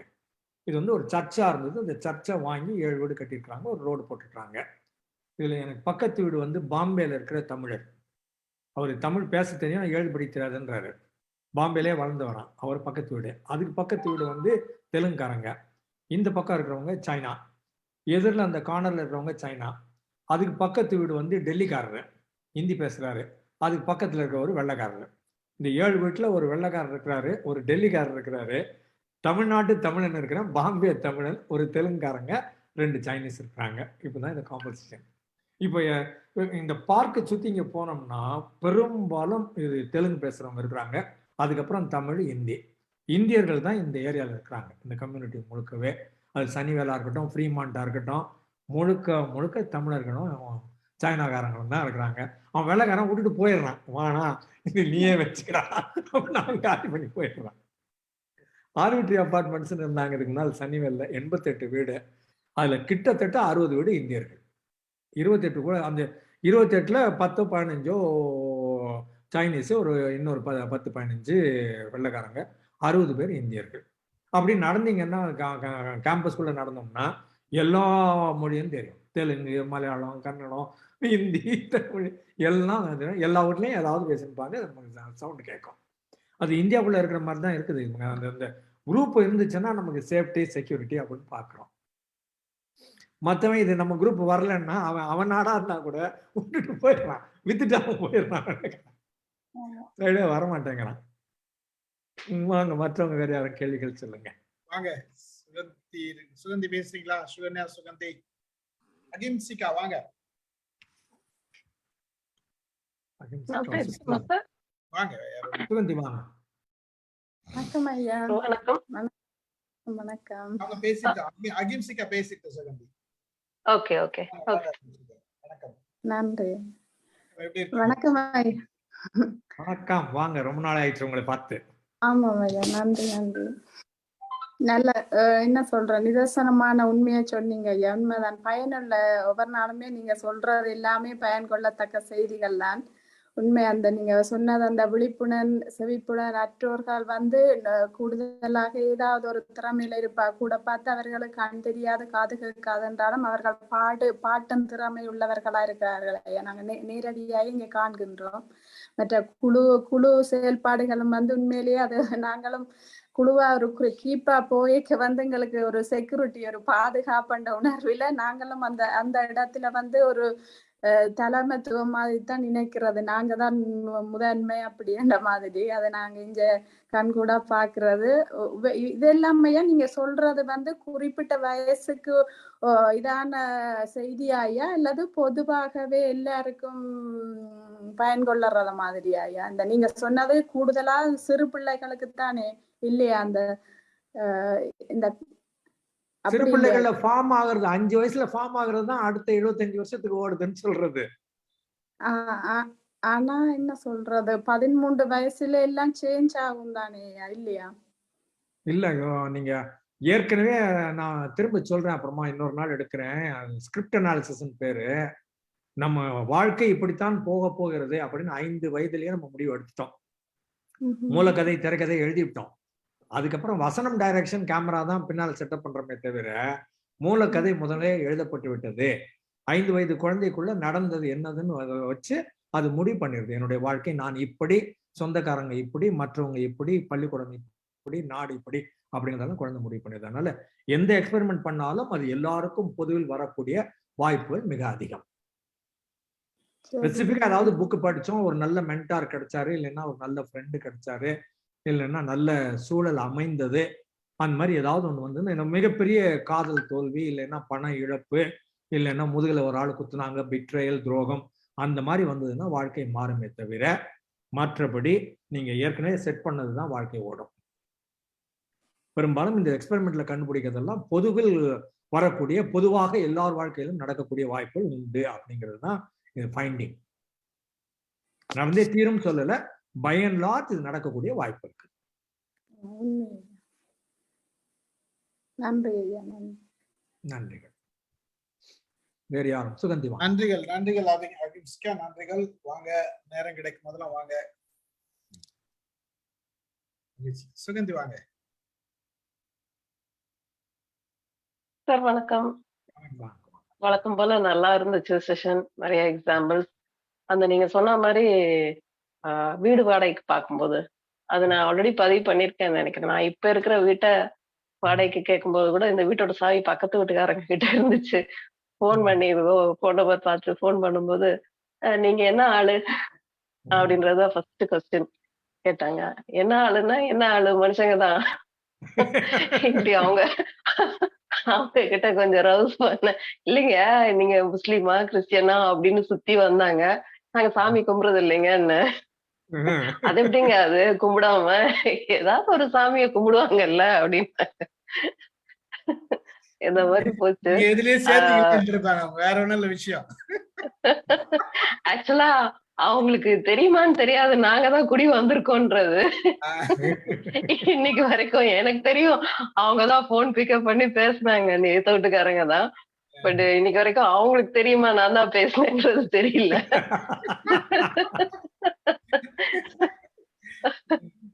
அந்த மாதிரி போயிட்டு இருக்கு. இன்னும் இருக்கு சார், நிறைய இருக்கு. சொன்ன மாதிரி நான் இங்கேயே இவ்வளவு மோசமா இருக்குன்னா நார்த் எல்லாம் நினைச்சே பார்க்க முடியாத அளவுக்கு தான் இருக்கு. அது ஒண்ணு. ரெண்டாவது அந்த போலீஸ்காரங்களோட மென்டாலிட்டி, அது இப்பதான் சமீபத்துல அந்த டானாக்காரன் படத்தை பார்த்தேன். அது ட்ரைனிங் போனோன்னு அவங்க சொல்ற அந்த முதல் இதே வந்து ஒபே த ஆர்டர்ஸ். என்ன ஆர்டர் போட்டாலும் ஒபே த ஆர்டர்ஸ் அப்படிங்கும்போது அவங்க இப்படிதான் இருப்பாங்களோன்னு எனக்கு இப்பதான் புரிஞ்சுக்க முடிஞ்சது. அவங்க ஏன் இப்படி இருக்காங்க, ஏன் இந்த மாதிரி மனுஷத்தன்மையா இருக்காம சில நேரத்துல நடந்துக்கிறாங்கன்னு யோசிக்கிறது உண்டு. நீங்களும் இப்ப அததான் சொன்னீங்க. அவங்க ஆர்டர் ஒபே பண்ணி செஞ்சிடுறாங்க, பட் அப்புறம் வந்து வருத்தப்படுறாங்கன்ட்டு. ஆமா. இதுக்கு ஏதாவது மாற்றம் வந்துச்சுன்னா நல்லா இருக்கும். ரொம்ப நன்றிங்க. தேங்க்யூ. தேங்க்யூ. நன்றி நன்றி. Thank you very much. வாங்க சுகன்யா பேசுறீங்களா? சார் குறிப்பிட்டு எதுவும் இல்ல. லைக் முத்தையா சார் பேசினாங்க அப்படின்னா வந்துட்டு வாழ்க அளவுல. என்ன சார்? வணக்கம் சார். இருங்க, அவங்க சுகன்யா பேசுறாங்க. ஒரு நிமிஷம் இருங்க ராஜ்மோகன். நான் அவங்க பேசிட்டேன். சுகன்யா பேசுங்க. வாங்க. சோ அப்படிதான் சார் பேசுறாரு அப்படின்னா அவருக்கு ஒரு லெமன் ஜூஸ் வாங்கி கொடுத்து நீங்க பேசுங்க சார், இன்னொரு 1 மணி நேரம் பேசுங்க சார் அப்படின்னு சொல்லிட்டு கேட்கக்கூடிய ஒரு ஆள் நானு. நன்றிகள். ஸோ ஐ திங்க் நான் நிறைய தடவை ரெக்கார்டிங்ஸை கேட்டிருக்கேன், பட் சில சமயம் உங்க செஷன் ஜாயின் பண்ணியிருக்கேன், ஆனா நான் பேசினது இல்லை. பட் இன்னைக்கு பேசுறது ஐம் ஸோ ஹாப்பி சார். முன்னாடி பேசினவங்க மேம் சொன்னாங்க, லைக் இந்த டானா கரண்ட் படத்துல கூட சொன்னாங்க, அது வந்து ஒரு சைக்கலாஜிக்கலா எப்படி அஃபெக்ட் பண்றாங்க, எப்படி டிசைன் பண்ணி அந்த பவரை யூஸ் பண்றாங்க அப்படின்றது காலங்காலமா இருந்த விஷயம் தான். பட் அந்த படத்துல வெறும் படமா எடுத்திருந்தா கூட அது நமக்கு ரீச் ஆயிருக்குமா தெரியல. முன்னாடி ஒரு ஸ்டார்டிங் இன்ட்ரோடக்ஷன்லயே அதை டிஸ்கிரைப் பண்ணிட்டாங்க, இதுதான் இப்படிதான் நடந்தது, பிரிட்டிஷ் காலத்துல இருந்து இப்படி நடந்ததுன்னு அழகா சொல்லிட்டதுனால நமக்கு அந்த பெர்ஸ்பெக்டிவ்ல யோசிக்க தெரியுது. இன்னைக்கு நீங்க சொல்லும் போது அதை கனெக்ட் பண்ணி யோசிக்க தெரியுது. இன்னைக்கு நம்ம பேசின டாபிக்ல இருந்து கொஞ்சம் டிவியேட் ஆகி ஒரு கொஸ்டின். இப்ப நீங்க வந்து அந்த போலீஸ் இன்வெஸ்டிகேஷன்ல ஹிப்னோதெரபி யூஸ் பண்ணதை பத்தி சொன்னீங்க. அதுல ஜெனரலா வந்து தீஃப் வந்து ஐ மீன் யார் அக்யூஸ்டோ அவங்க எந்த விஷயத்த சொல்லணும்னு நினைக்கிறாங்களோ அதை மட்டும் தானே சொல்ல முடியும், இல்ல அதை மட்டும் தானே சொல்லுவாங்க, அதுக்கு நீங்க வேற டெக்னிக்ஸ் இருக்கா? டெக்னிக்ஸ் எல்லாம் இருக்குது, இல்லைன்னா யூஸ் பண்ண போறோம். Okay okay. ஏன்னா நம்ம பேசிக் மித் பிரேக்கிங்ல வந்து சொல்லக்கூடிய பாயிண்ட் அதுதானே, நம்ம கான்ஷியஸ் பிரேக் பண்ணி எதுவும் பண்ண மாட்டோம் அப்படின்னு. இது ஹிப்னோ அனாலிசிஸ். ஹிப்னோ தெரப்பிங்கிறது அவங்களே வாலண்டியரா வர்றது. எனக்கு இந்த மாதிரி ஒரு மனநலம் சம்பந்தப்பட்ட உறவுமுறை சம்பந்தப்பட்ட பிரச்சனை இருக்குதுன்னு சொல்ற போது ஹிப்னோ தெரப்பி. ஜென்ரலா இப்ப ஹிப்னோ அனாலிசிஸ் சொல்லுவோம். இதை மெலிதான ஏமாற்று, நாங்க அதெல்லாம் அதுக்கான சில டெக்னிக்ஸ் இருக்குது, அதை யூஸ் பண்ணி தான் அவங்களை அக்யூஸ் ஹிப்னடைஸ் பண்றது. அதனால அவங்களுக்கு ஹிப்னாசிஸ் சொல்ல மாட்டோம், அது வேற மாதிரி மெலிதான ஏமாற்றுன்னு வைத்துக் கொள்ளுங்களேன். இந்த larger interest of the society அந்த சப்ஜெக்டை நாங்க ஏமாத்துறோம். இப்ப ஆஸ் இட் இஸ் ஒரு மனிதருக்கு அவங்களை ஏமாத்தி ஹிப்னடைஸ் பண்றது தப்பு அப்படிங்கிறது அடிப்படை நியதி, எத்திக்கலி ராங், மாரலி ராங். ஆனா இந்த இடத்துல அவர் ஐஜி என்ன சொல்றாருன்னா, இந்த larger interest of the society we need your services அப்படின்னு எனக்கு லெட்டர் போட்டாரு. அப்போ எல்ஐசி பில்டிங்ல சென்னையில ஒர்க் பண்ணதுனால நான் I was reporting to the executive director, zonal manager சொல்லுவாங்க, இன்சார்ஜ் ஆஃப் தமிழ்நாடு கேரளா. அவர்கிட்ட லெட்டர் கொண்டு போய் கொடுத்து இந்த மாதிரி ஒரு பாண்டிச்சேரி போலீஸ் டிபார்ட்மெண்ட்ல என்னை கூப்பிடுறாங்க, நான் போட்டுமா, நாளைக்கு அவன் கோர்ட்டு கேஸ் மாத்திக்கிட்டு எதனா கொண்டாந்தானா ப்ராப்ளத்துல வருமா, நீ பர்மிஷன் கொடு அப்படின்னு கேட்டாங்கல்ல. அவர் சொன்னாரு, லார்ஜர் இன்ட்ரெஸ்ட் ஆஃப் த சொசைட்டின்னு சொல்றாங்க, அப்ப பெருமையான செய்தி இல்லையா, தாராளமா போயிட்டு வா, உனக்கு லீவ் எல்லாம் நானே சாங்ஷன் பண்றேன்னுட்டு என்னுடைய லீவ்ல இருந்து எடுக்காம எனக்கு ஸ்பெஷல் லீவ் கொடுத்தாங்க. இது நம்ம இந்தியால யூஸ் பண்றதுக்கு அது யூஸ் பண்றதுக்கு சொன்னாங்க. நான் அப்ப பர்மிஷன் வாங்கி எல்ஐசி எனக்கு கிராண்ட் பண்ணுச்சு. ஒரு மர்டர் இன்வெஸ்டிகேஷனுக்கு டெபியூட் பண்றோம், அதனால ஸ்பெஷல் லீவ் கொடுக்குறோம் அப்படின்னு எல்ஐசி வரலாற்றில் என் பேர் மட்டும்தான் இருக்குன்னு வச்சுக்கோங்களேன்.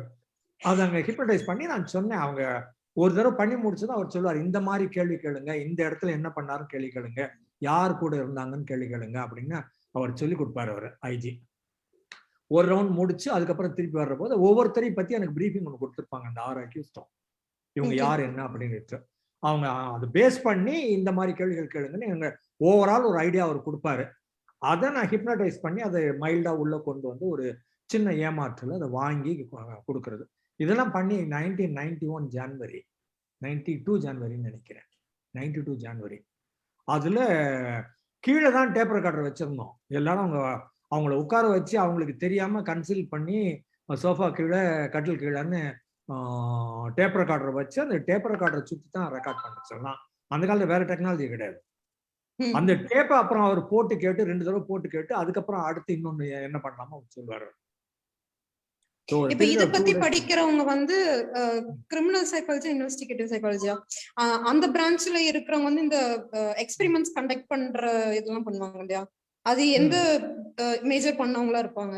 அந்த மாதிரி ஒரு ஜாப் ஏரியா வந்து ஃபாரன்சிக் சைக்காலஜிக்குள்ள வரணும். ஹிப்னோ அனாலிசிஸ்ங்கிறது தனி சப்ஜெக்ட். இது பட் அது தனி சப்ஜெக்ட், அது தெரியுது. லைக் இப்போ அந்த மாதிரியான ஒரு போஸ்டிங்க்கு போறாங்க, அந்த மாதிரியான ஒரு வேலைக்கு அதையே ஃபுல் டைம் வேலையா எடுத்து ஒருத்தர் போகணும் அப்படின்னா அவங்க எதை மேஜரா ஃபோக்கஸ் பண்ணி படிச்சிருக்காங்க? Forensic psychology, forensic psychology, legal சைக்காலஜின்னு சொல்லுவாங்க, லா சம்பந்தப்பட்ட ஏரியா அது. ஓகே. இந்தியால ஹிப்னோதெரபி பேண்ட்மா? பேண்டா? பேண்ட்னு சொல்ல முடியாது. ஆக்சுவலா வந்து not recognised, officially not recognised. ஆமா. எந்த காலேஜும் எந்த யுனிவர்சிட்டியும் இதை ரெகக்னைஸ் பண்ணவில்லை. அதாவது இது வந்து அது கூட அன்அபிஷியலா பண்ணிருப்பாங்க சார்னு நினைக்கிறேன் நானு. பட் எனக்கு இது சால்வ் பண்ணி கொடுத்தனால அடுத்தடுத்து கேஸ் கொடுத்திருந்தாங்க. பட் இன்னும் ரொம்ப பவர்ஃபுல் டூல். சோ அது ஃபார்மடைஸ் பண்ணிருக்கணும் அவங்க. That man believed in it. அந்த எஸ்பி கிரைம்ஸ் ராமசாமின்னு ஒரு பேர் அவருக்கு. எல்லாரும் believed in it. And அவரு ஐஜிக்கு சொல்லி ஐஜி கன்வின்ஸ் ஆகி என்ன கூப்பிட்டாங்க. அடுத்த கேஸ் கொடுத்தாங்க, 2-3 கேஸ் சால்வ் பண்ணி கொடுத்தேன் இந்த மாதிரி. Okay, thank you Sukanya, thank you very much. Thank you sir. வாங்க சார், ராஜ்மோகன் சார்.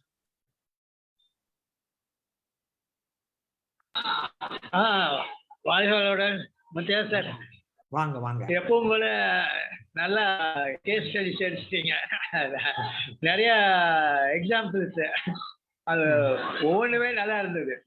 அப்புறம் இந்த குரூப் இது சொன்னீங்க இல்லையா, தனித்தனியா இருந்தாங்க, 5 பேர் இந்த பக்கம் 5 பேர் இந்த பக்கம் வந்து அவன் எங்க குரூப் அப்படின்னு சொல்றோம் இல்லையா, அது எல்லா இடத்துலயும் இருக்குது. அந்த குரூப் ஃபீலிங் ஆட்டோமேட்டிக்கா வந்தோடனே ஒரு செக்யூரிட்டி வந்துடுது நமக்கு. நம்ம குரூப்போடு சேர்ந்து செய்யும் போது தைரியமா பண்ணலாம் அப்படின்ட்டு. அது ரியலா லைஃப்ல எல்லா இடத்துலையும் நடக்குது.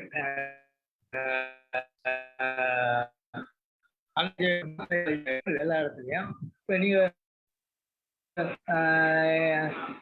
அபார்ட்மெண்ட்ல சொன்னீங்களே, எல்லாம் டிஃப்ரெண்ட் லாங்குவேஜ் இருக்காங்க,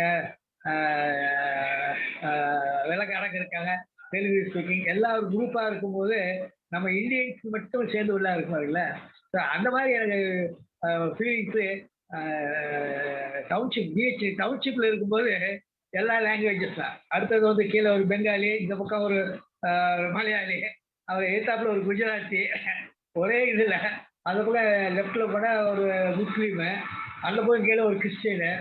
ஸோ அது ஒரு பாரத விலாஸ் மாதிரி இருந்தது. சரிங்களா? அது அது அது பண்ணதுனால நம்ம திங்கிங்கே கொஞ்சம் மைண்டு எல்லாத்தையும் அணைச்சு போற மனப்பக்குவம் வரும். எல்லாரும் வித்தியாசம் பார்க்க வேண்டாம் அப்படிங்கிற அந்த ஒரு மைண்ட் செட் வந்துருச்சு. அது ஒரு ரொம்ப பிடிச்சிருந்தது. எல்லா இடத்துக்கும் போறதுக்கெல்லாம் யாரும் டிஃபரன்ஸ் பார்க்கறது இல்லை, எல்லாரோடைய அது ஹியூமன் பீயிங் எல்லாரோடைய பேசலாம், நல்லா ஹார்மோனியஸா we can live அப்படின்னு ஒரு இது வந்து இருக்கு. அந்த என்விரான்மெண்ட் பண்ணிச்சு, அது நல்லா கரெக்டா சொன்னீங்க. அது நல்லா போன வாரம் வந்து தேங்க்யூ வெரி மச். நன்றிகள் ராஜ்மோகன். போன வாரம் என்னுடைய மாப்பிள்ளைக்கு ஏராளமான முகமது இருக்காங்க, முஸ்லிம்ஸ். அவங்க எல்லாரும் இங்க வீட்டுக்கு வர சொல்லி ஒரு விருந்து வச்சோம். ரம்ஜான் தொழுகை இங்க எங்க வீட்டுல பண்ணாங்க. எல்லாரும் தரையெல்லாம் விரிப்பு வச்சு அவங்க ரம்ஜான் தொழுகை இங்க பண்ணாங்க எங்க வீட்டுல. போன வாரம் 15 குடும்பம் 50 பேர் வந்திருந்தாங்க. ஆண்கள், பெண்கள், குழந்தைகள் எல்லாருமே இங்க ரம்ஜான் தொழுகை நடந்துச்சு. மகிழ்ச்சி. வேற யாராச்சும் பேசுறீங்களா? நான் ஒண்ணே ஒண்ணு சொல்லலாமா சார்? வாங்க மேடம், வாங்க மேடம். வாங்க. அது ட்வின்ஸை பத்தி அவர் சொன்னார்ல, ட்வின்ஸை பத்தி அது என்னோட எக்ஸ்பீரியன்ஸ் ஒண்ணே ஒண்ணு இருக்கு. அது என்னோட கிளாஸ்ல வந்து ஒரு ட்வின்ஸ் இருந்தாங்க 2 இயர்ஸ். ஒரு பையன் பேரு லியோ, இன்னொரு பையன் பேர் லூயிஸ். 2 பேருமே அமெரிக்கன் பாய்ஸ், ஐடென்டிக்கல் ட்வின்ஸ். 2 பேருக்கும் வித்தியாசமே தெரியாது. அது ரொம்பவே கஷ்டம். அந்த பக்கத்துல பார்த்தா மேபி நான் பண்ணிக்க முடியும். ஸோ 2 பேரும் பக்கத்துல பக்கத்துல உட்காருவாங்க கிளாஸ்ல. 2 பேரும் எப்பவும் ஒரே மார்க் வாங்குவாங்க. அதாவது இவன் 93 அவன் 93 அதே மார்க். நான் என்ன பண்ணேன் அப்படின்னா, சரி இதை பார்ப்போம், இது நிஜமாவே இவங்க காப்பி அடிக்கிறாங்களா இல்ல ஒன்னா படிச்சிருக்காங்களா என்னன்னு தெரியல, ஆனா ஒரே மார்க் வாங்குறாங்களே.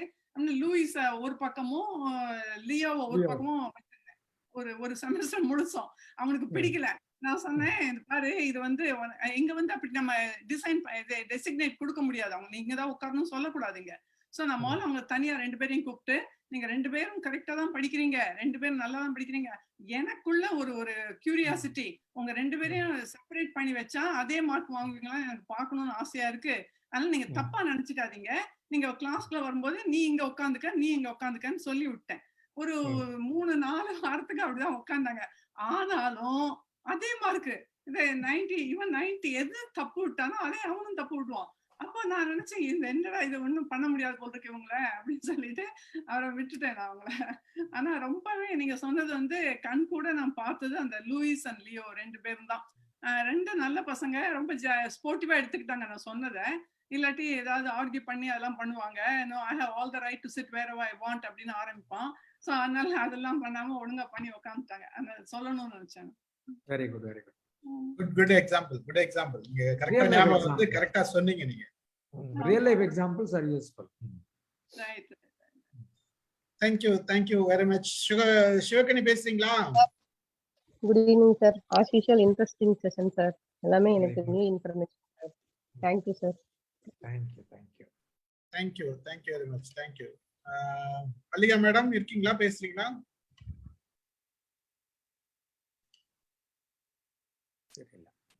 ஓகே, முடிச்சுக்கலாமா? முடிச்சுக்கலாம். Very good. 8:10 எனக்கு டைம். அருமை. பின்னால நிறைய பச்சையா வந்துனே இருக்குது பாருங்க. எல்லாம் புதுசா ஆக்சுவலா क्वेश्चन ஆன்சர் செஷனுக்கு நீங்க திருப்பிடுவீங்க, திருப்பல இன்னைக்கு அப்படியே சுவாரஸ்யமா போயிடுச்சு. அது வேற ஒண்ணும் இல்ல விஷயம். மகிழ்ச்சி, நன்றிகள். அடுத்த வாரம் வணக்கம். வாங்க. சாரி கேமரால வர முடியல. எப்பவுமே உங்க நிகழ்ச்சி எனக்கு ரொம்பவே பிடிக்கும். நான் ஹிப்னாட்டிக் சர்க்கிள்ல இருந்தேன். அதுலயும் இங்க வந்து மைண்ட் யுவர் மைண்ட் வந்து எப்பவுமே பேர்ல்ஸ் மட்டும்தான் கூப்பிடுவாங்க. ஆல்வேஸ் பேர்ல்ஸ் இதுதான். சப்போஸ் எனக்கு கேட்க முடியலன்னா கூட நான் யூடியூப்ல கேட்டுப்பேன். இப்ப கூட நான் கொஞ்சம் பாதியில வந்தேன், அதனால முழுசா யூடியூப்ல திருப்பவும் நான் கேட்கணும் உங்களோட நிகழ்ச்சிய. எல்லாருடைய கருத்துகள் மட்டும்தான் நான் கேட்கும்போது தான் வந்தேன் நான் பேசும்போது. அதனால எனக்கு கருத்து சொல்றதுக்கு எனக்கு இப்போதைக்கு தகுதி இல்லை, நான் முழுசா கேட்காததுனால. நன்றிகள். இங்கதான் இருக்கீங்களா? இந்தியா வந்துட்டீங்களா? இந்தியா வந்துட்டேன் சார். 21ஆம் தேதி இந்தியா வந்தேன். சரி. ரைட். 3 நாள். நன்றிகள் மேடம். நான் உங்களுக்கு மெசேஜ் பண்ணிருந்தேன். நான் 21ஆம் தேதி நான் இந்தியா வரேன் போறேன்னு சொல்லிருந்தீங்க. ஆமா. குட். மகிழ்ச்சி. கலந்து கொண்ட அனைவருக்கும் நன்றி கூறி, முகநூல் வாயிலாக பார்த்த அனைவருக்கும் நன்றி கூறி நிகழ்ச்சியை நிறைவு செய்கிறேன். நன்றிகள். Thank you very much. வாழ்க வளமுடன்.